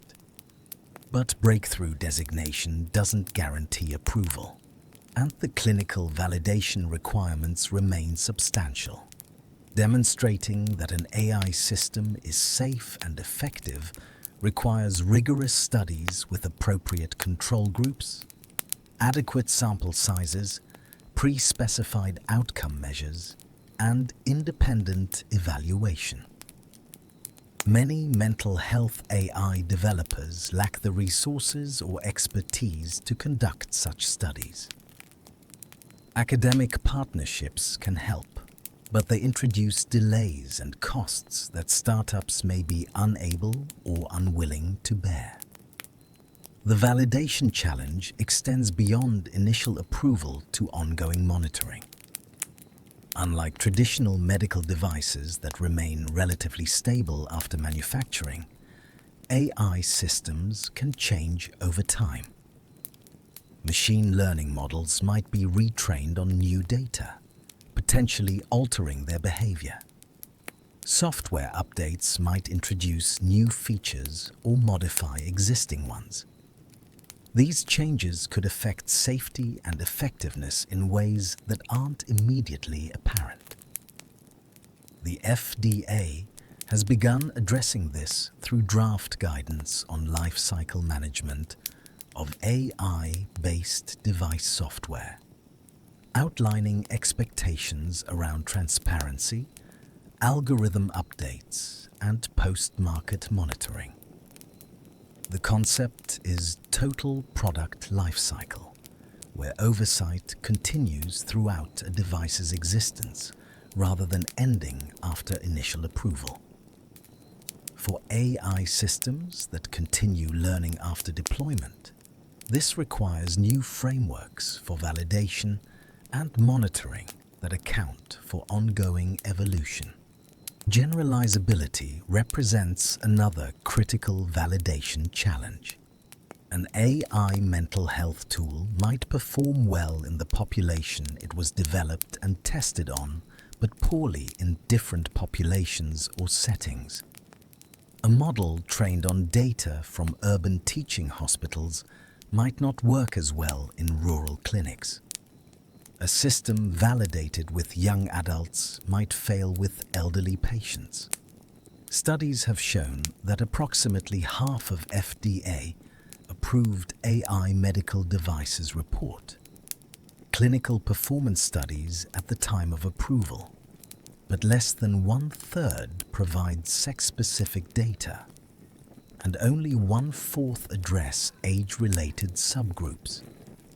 This lack of demographic stratification in validation studies means we often don't know whether AI mental health tools work equally well for everyone. Given documented healthcare disparities and the potential for algorithmic bias, this is deeply problematic. Approval standards should require demonstration of effectiveness across diverse demographic groups, not just in homogeneous samples. International regulatory approaches vary, adding complexity for developers and users. The European Union's medical device regulation applies to high-risk AI systems, requiring conformity assessments and CE marking before products can be marketed. The EU AI Act introduces additional requirements based on risk levels, with high-risk AI systems facing stringent transparency and fairness requirements.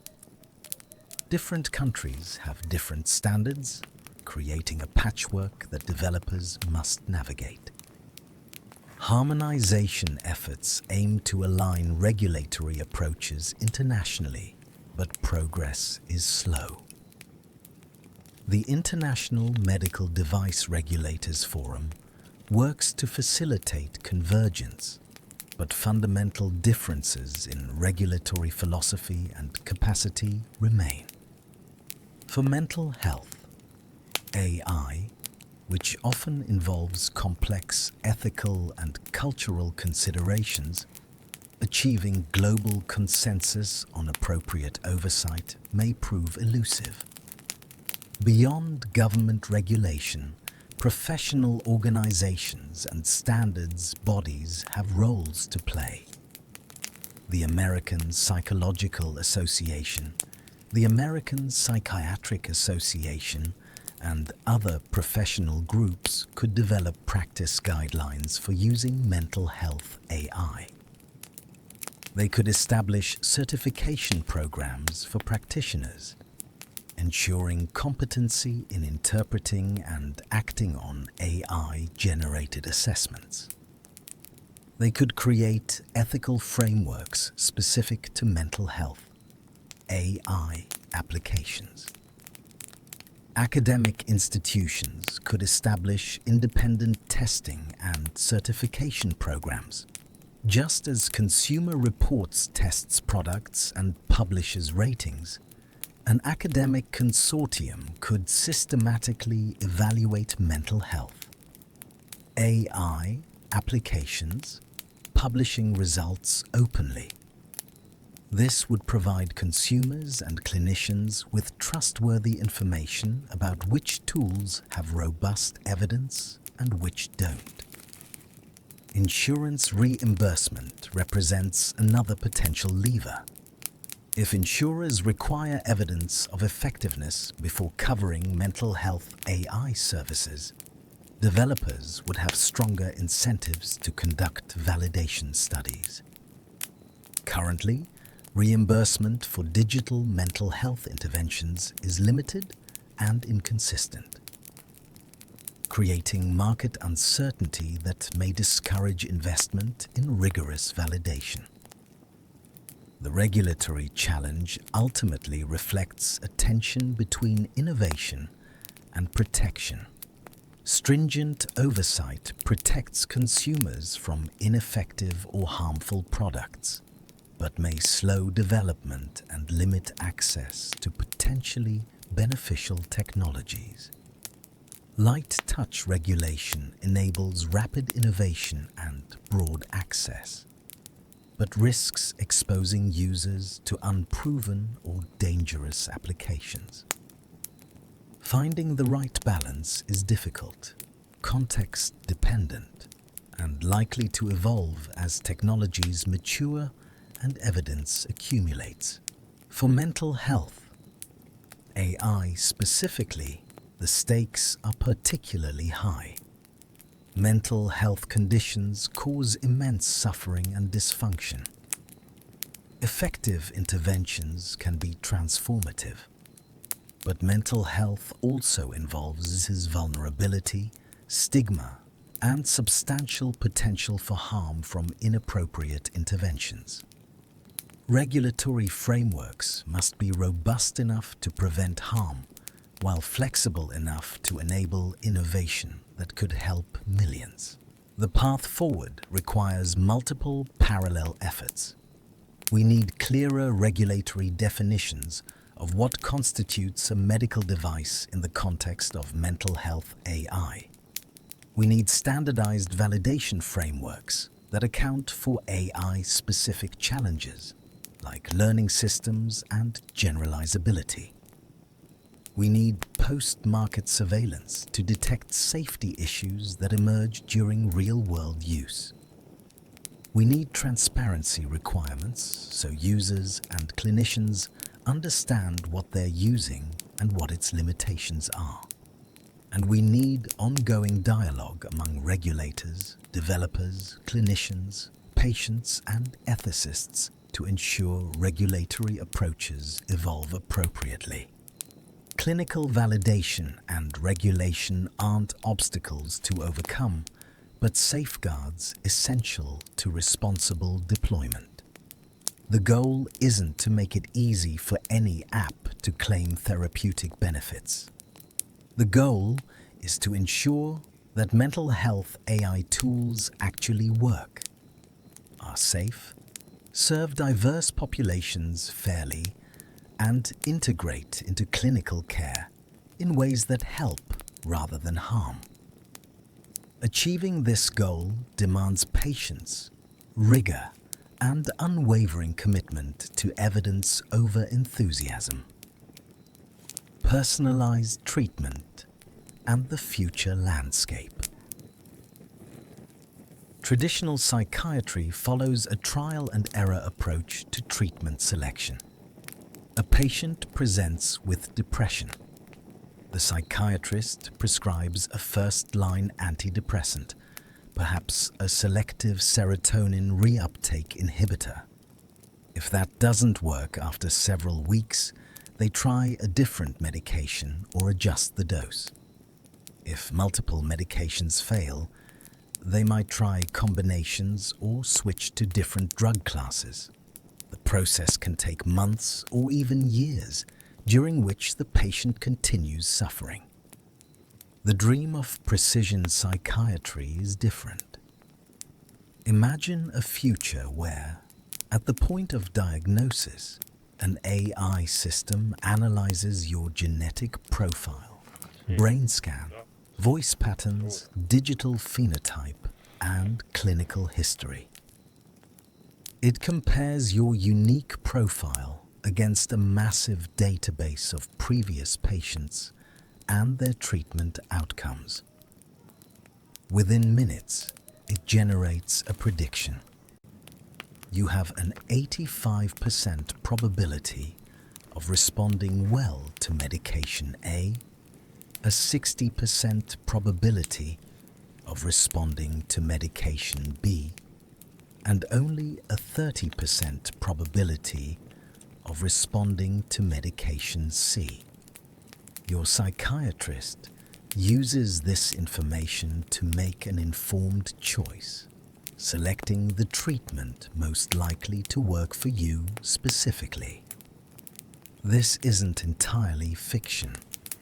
Research demonstrates that AI can predict treatment response with accuracy that sometimes exceeds clinical judgment.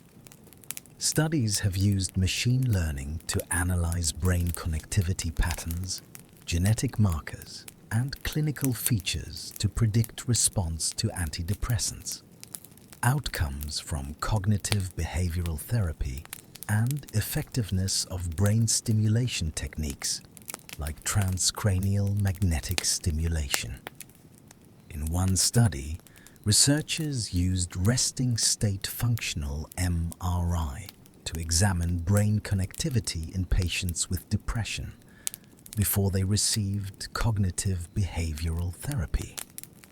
Machine learning models trained on these brain scans could predict, with moderate accuracy, which patients would respond well to treatment and which wouldn't. The models identified specific patterns of connectivity in networks, involved in emotion regulation and cognitive control, that distinguished responders from non-responders. Similar approaches have been applied to medication response prediction. Models incorporating genetic data, particularly variations in genes involved in drug metabolism and neurotransmitter systems, can estimate how individual patients will respond to specific antidepressants. While these predictions aren't perfect, they improve on the current approach of choosing medications based solely on diagnosis and symptom profile. The vision extends beyond medication selection to comprehensive treatment planning. An AI system might recommend not just which medication to use, but whether medication, psychotherapy, or combination treatment is optimal for a particular patient. It might identify which specific therapeutic approach, cognitive behavioral therapy versus interpersonal therapy versus acceptance and commitment therapy, is most likely to help. It might even predict optimal treatment intensity and duration. Personalization could enable proactive rather than reactive care. Instead of waiting for crises or symptom exacerbations before adjusting treatment, AI systems monitoring digital phenotypes or other ongoing data streams could detect early warning signs and recommend preemptive interventions. A patient with bipolar disorder, whose activity patterns suggest an impending manic episode, could be contacted for assessment and possible medication adjustment before the full episode unfolds. This proactive monitoring could be particularly transformative for suicide prevention. Researchers at Vanderbilt University developed a machine learning model using hospital admission data to predict suicide risk with 80% accuracy. The model analyzes age, gender, past medical diagnoses, and other clinical information to identify individuals at elevated risk. This could enable targeted interventions, providing intensive support to those most at risk, while avoiding unnecessary burden on others. The P4 medicine framework, emphasizing predictive, preventive, personalized, and participatory approaches, provides a conceptual foundation for this vision. AI-driven mental health assessment and treatment fits naturally within this framework. Predictive analytics identify who is at risk before symptoms fully emerge.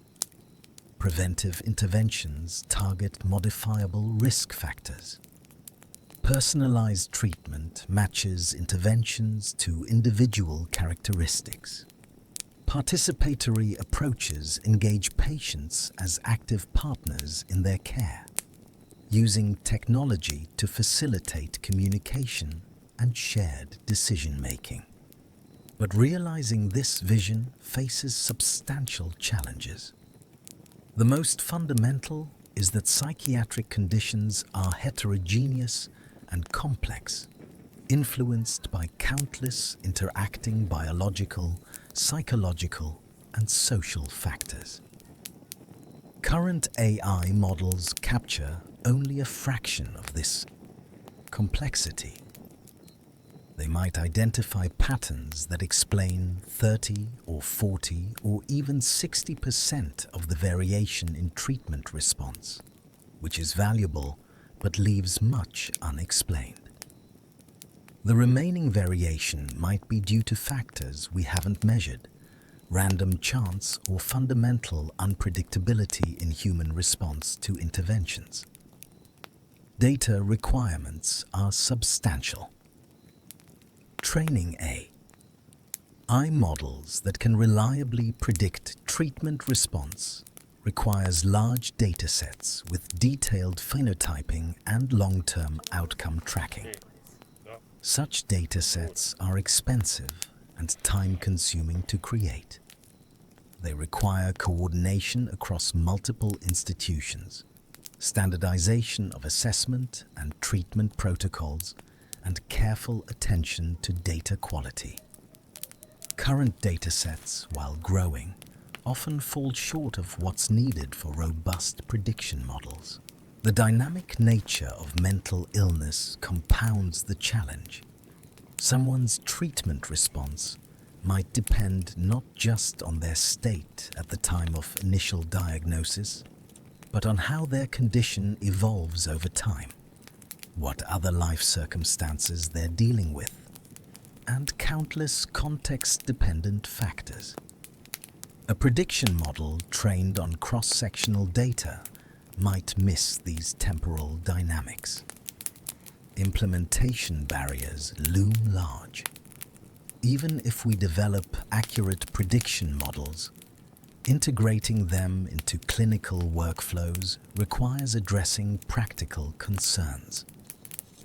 Clinicians need training to interpret AI-generated predictions appropriately.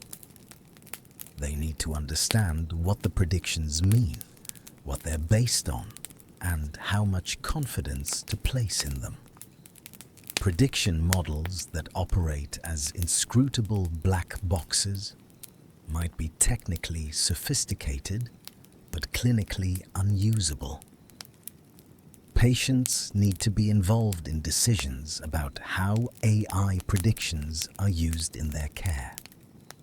Some might want all available information, including probabilistic predictions of treatment response.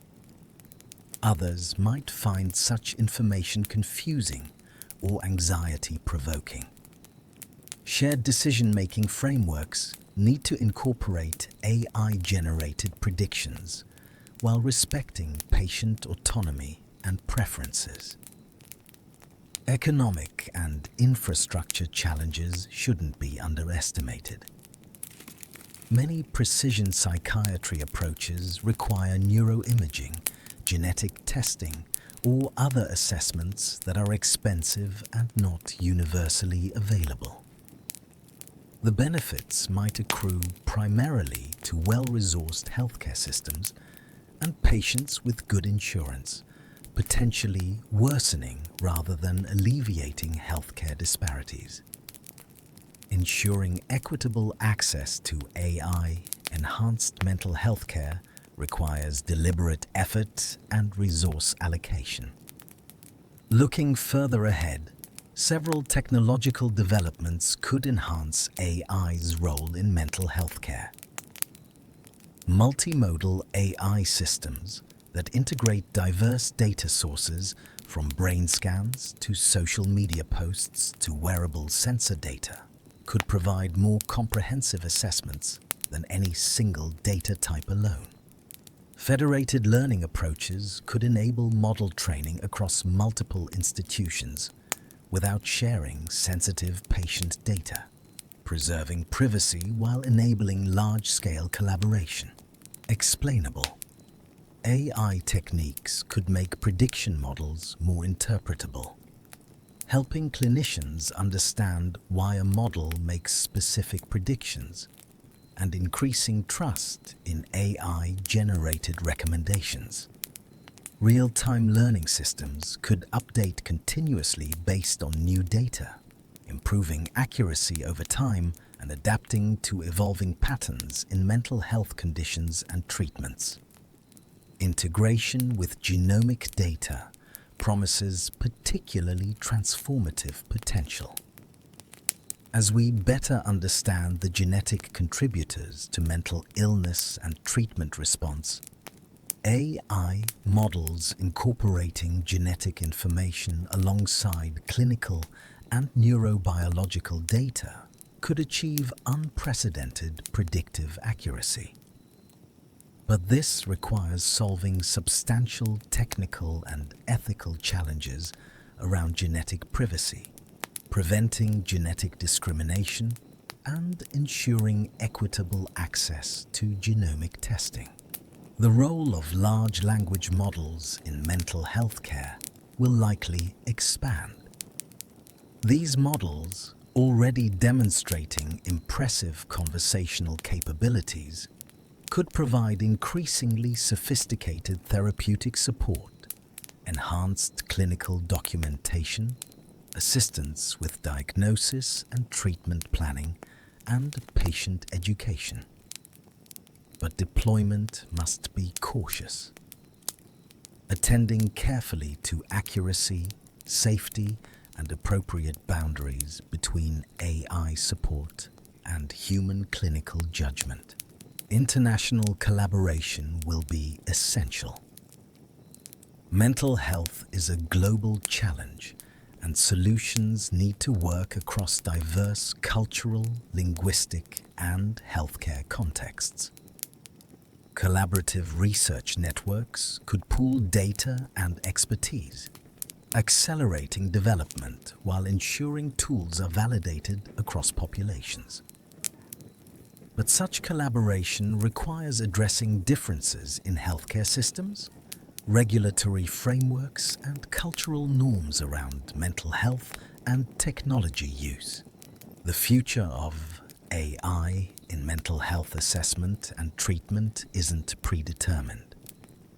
It will be shaped by choices we make now about research priorities, regulatory approaches, ethical frameworks, and resource allocation.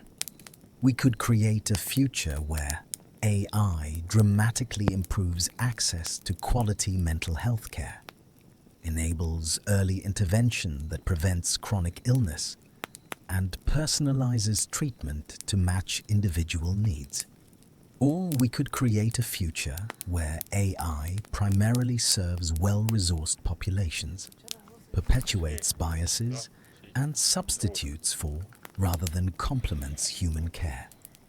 The difference between these futures lies in our commitment to ensuring AI serves human welfare rather than narrow interests. It requires investing in validation rather than rushing to market. It requires prioritizing equity and inclusion rather than accepting disparities. It requires maintaining human connection and clinical judgment rather than deferring unthinkingly to algorithms.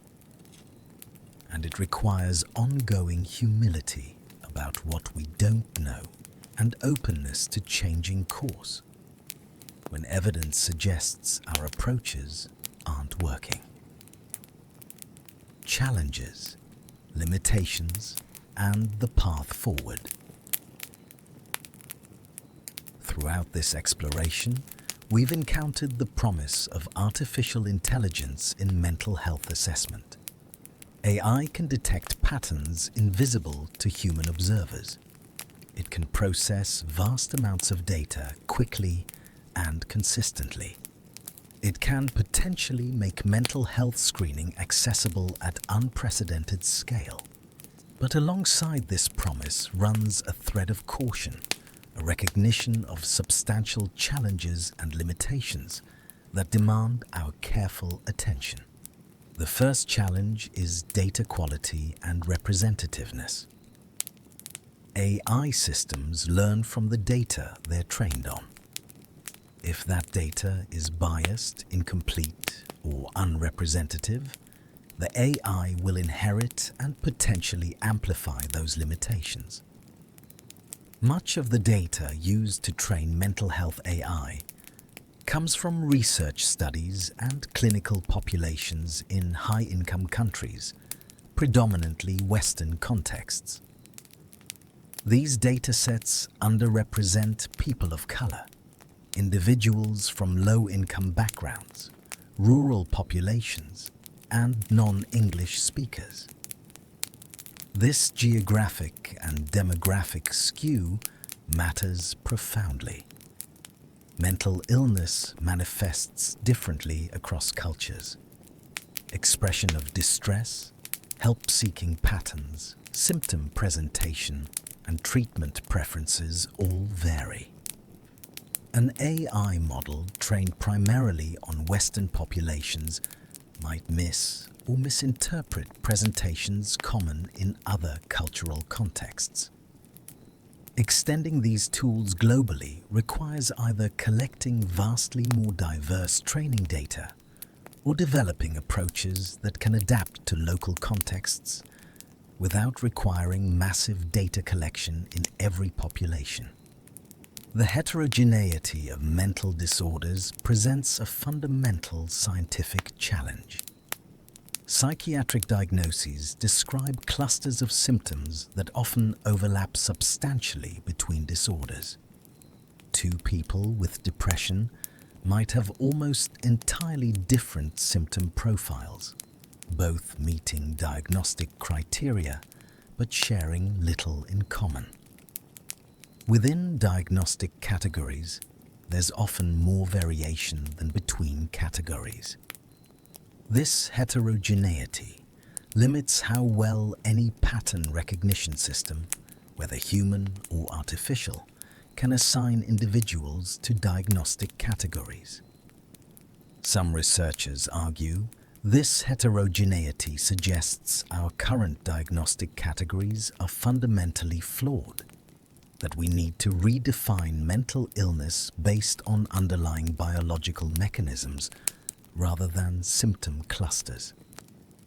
AI could potentially help with this redefinition, identifying biologically coherent subtypes within current diagnostic categories. But we're far from achieving this, and in the meantime, we must work with imperfect diagnostic frameworks that constrain what AI can accomplish. The black box problem poses both technical and ethical challenges. Deep learning models, the most powerful AI approaches for many mental health applications, are notoriously difficult to interpret. They make predictions based on complex patterns distributed across thousands or millions of parameters. Even their creators often can't explain exactly why a model makes specific predictions. This opacity creates problems for clinical use, scientific understanding, and legal accountability. Clinicians need to understand the basis for AI recommendations to use them appropriately. If a model says a patient is at high risk for suicide but can't explain why, how should a clinician respond? Blind trust seems unwise. Ignoring the prediction might mean missing a genuine risk. Scientists need interpretability to learn from AI findings, to understand whether models are identifying genuine biological or psychological patterns or merely exploiting artifacts in the data. And if an AI system causes harm, accountability requires understanding what went wrong. Techniques for explainable AI are developing, providing methods to identify which features most influence model predictions and to generate human understandable explanations. But these techniques have limitations. The explanations they generate might be post hoc rationalizations that don't fully capture how the model actually works.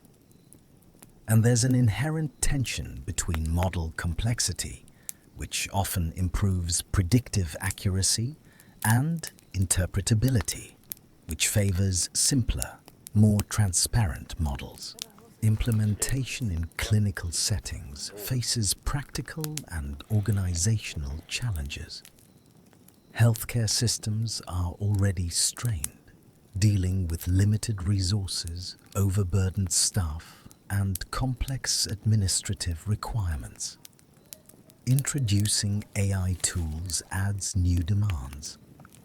Training for clinicians, integration with electronic health records, workflows for responding to AI-generated alerts, liability considerations when AI recommendations prove wrong. Unless carefully designed, AI implementation might increase rather than reduce clinician burden.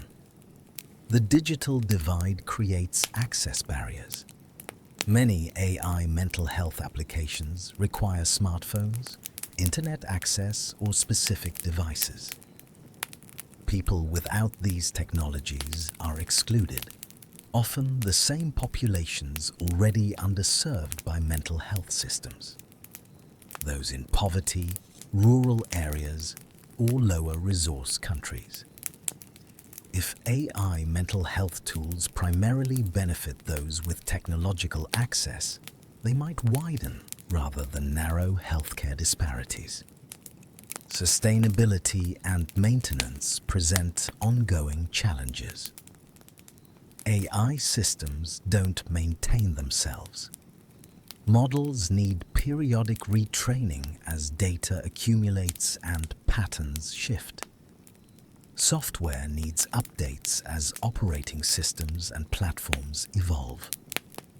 Validation needs to be ongoing, checking that performance remains acceptable in real-world use. These activities require resources, expertise, and long-term commitment that many organizations struggle to provide. The evidence base, while growing, remains insufficient in important ways. Most AI mental health studies are relatively small, conducted in single institutions or specific populations. External validation, testing models on independent data sets from different populations and settings, is less common but essential for assessing generalizability. Long-term studies tracking whether AI tools actually improve patient outcomes are rare. Much of the evidence consists of technical demonstrations showing that AI can detect patterns. But evidence that using these tools in clinical practice improves care remains limited. The risk of over-reliance on AI deserves attention. As these tools become more sophisticated and widely available, there's danger that they'll be treated as infallible, or that human judgment will be inappropriately deferred to algorithmic recommendations. AI should augment, not replace, clinical expertise and the therapeutic relationship. Maintaining this balance requires cultural change, training, and organizational policies that clarify roles and responsibilities. Ethical challenges extend beyond bias and fairness to questions about the nature of mental health care itself. If AI systems can detect mental illness before people are consciously aware of their struggles, should this information be shared? Should people have the right not to know? How do we balance early intervention, which could prevent suffering, against the potential harms of labeling someone as mentally ill based on probabilistic predictions? The commercialization of mental health. AI raises concerns about conflicts of interest and profit motives, potentially superseding patient welfare. Many mental health AI applications are developed by for-profit companies, with investors expecting returns. This creates pressure to minimize costs, accelerate development timelines, and make strong marketing claims that might outpace evidence. Public sector and academic development could provide alternatives, but require funding models that currently barely exist. Moving forward requires coordinated effort across multiple domains. Research needs to prioritize diverse, representative datasets and external validation. Regulatory bodies need to develop frameworks appropriate for AI while maintaining rigor around safety and effectiveness. Professional organizations need to create practice guidelines and training programs. Healthcare systems need to develop thoughtful implementation strategies. And public dialogue needs to engage patients, advocates, ethicists, and communities in shaping how AI is developed and deployed. The goal isn't perfection. It's responsible progress. AI won't solve all mental health challenges. It can't eliminate the complexity and suffering inherent to mental illness. But thoughtfully developed and carefully deployed, it could genuinely help. It could catch emerging problems before they become crises. It could extend quality care to underserved populations. It could provide objective measurements to complement clinical judgment. And it could ultimately contribute to a mental health system that's more accessible, effective, and equitable than what we have today.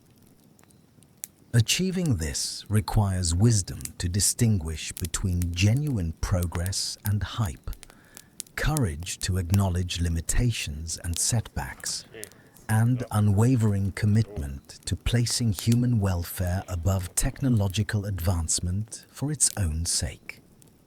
The challenges are real and substantial, but so is the promise.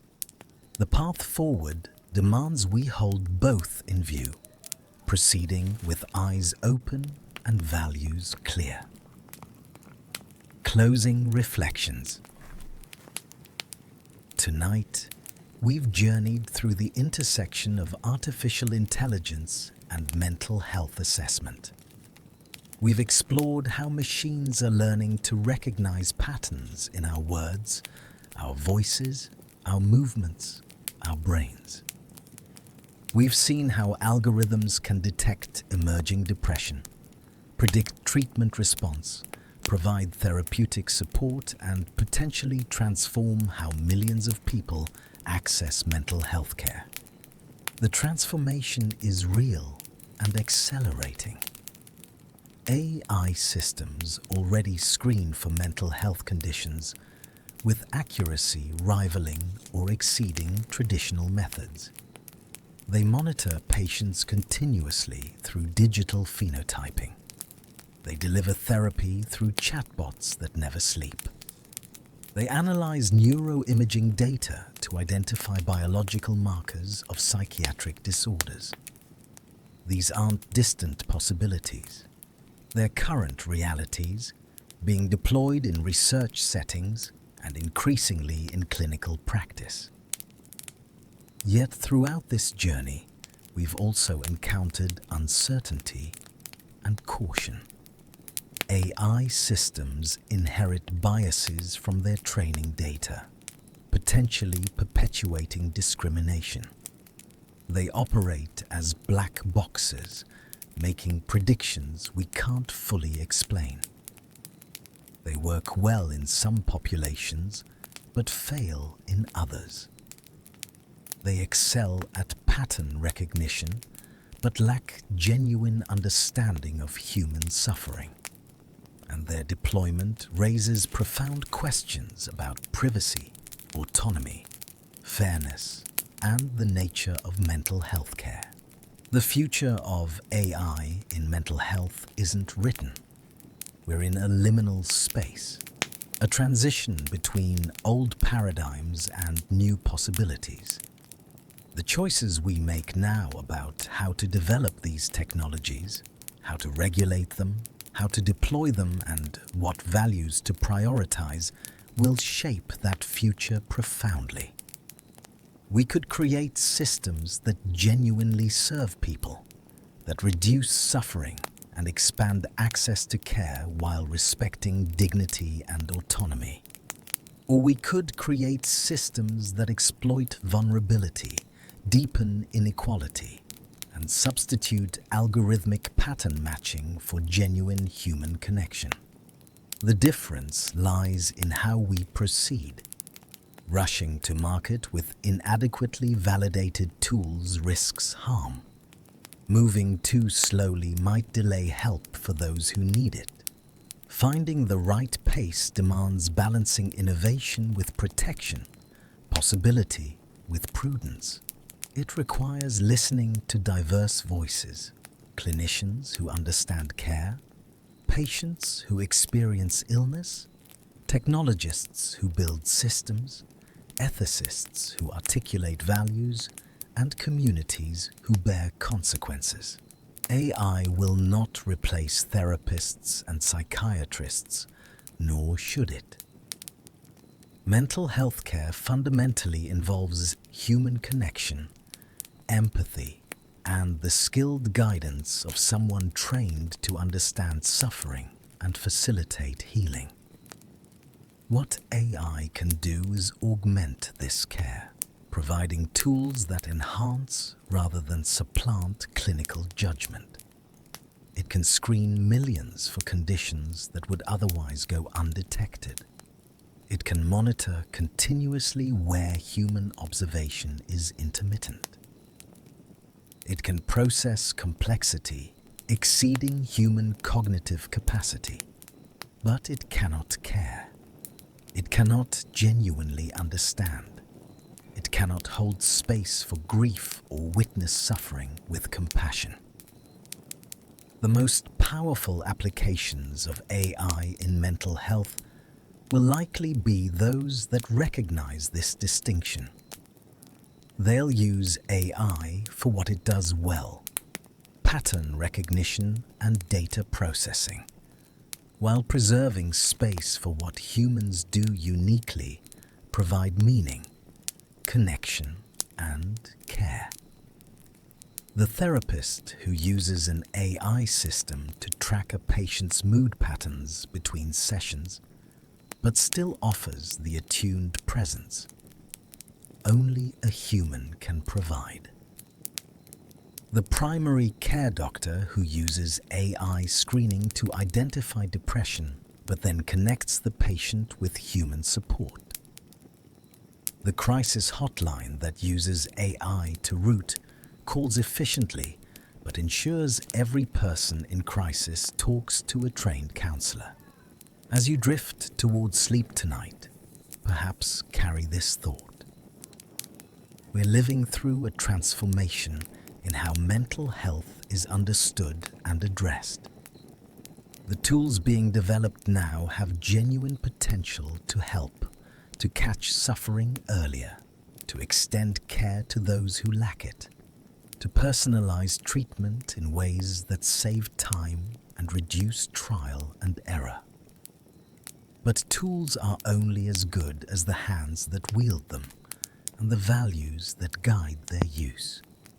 The imperative is to remain thoughtful, critical, and human-centered, to celebrate genuine progress while acknowledging limitations, to deploy AI where it helps while preserving what's essential about human care, to ensure benefits reach everyone, not just the privileged, and to remember always that behind every data point, every pattern, every algorithmic prediction, there's a person, someone struggling, hoping, suffering, trying to heal. That person deserves our best efforts, our honest assessment of what works and what doesn't, and our unwavering commitment to their welfare above all else. Thank you for joining me on this journey. If you found value in this exploration, consider subscribing to continue learning about psychology and the mind together. May you rest well knowing that even as technology evolves, the fundamental work of understanding and caring for each other remains beautifully, irreplaceably human. Sleep well.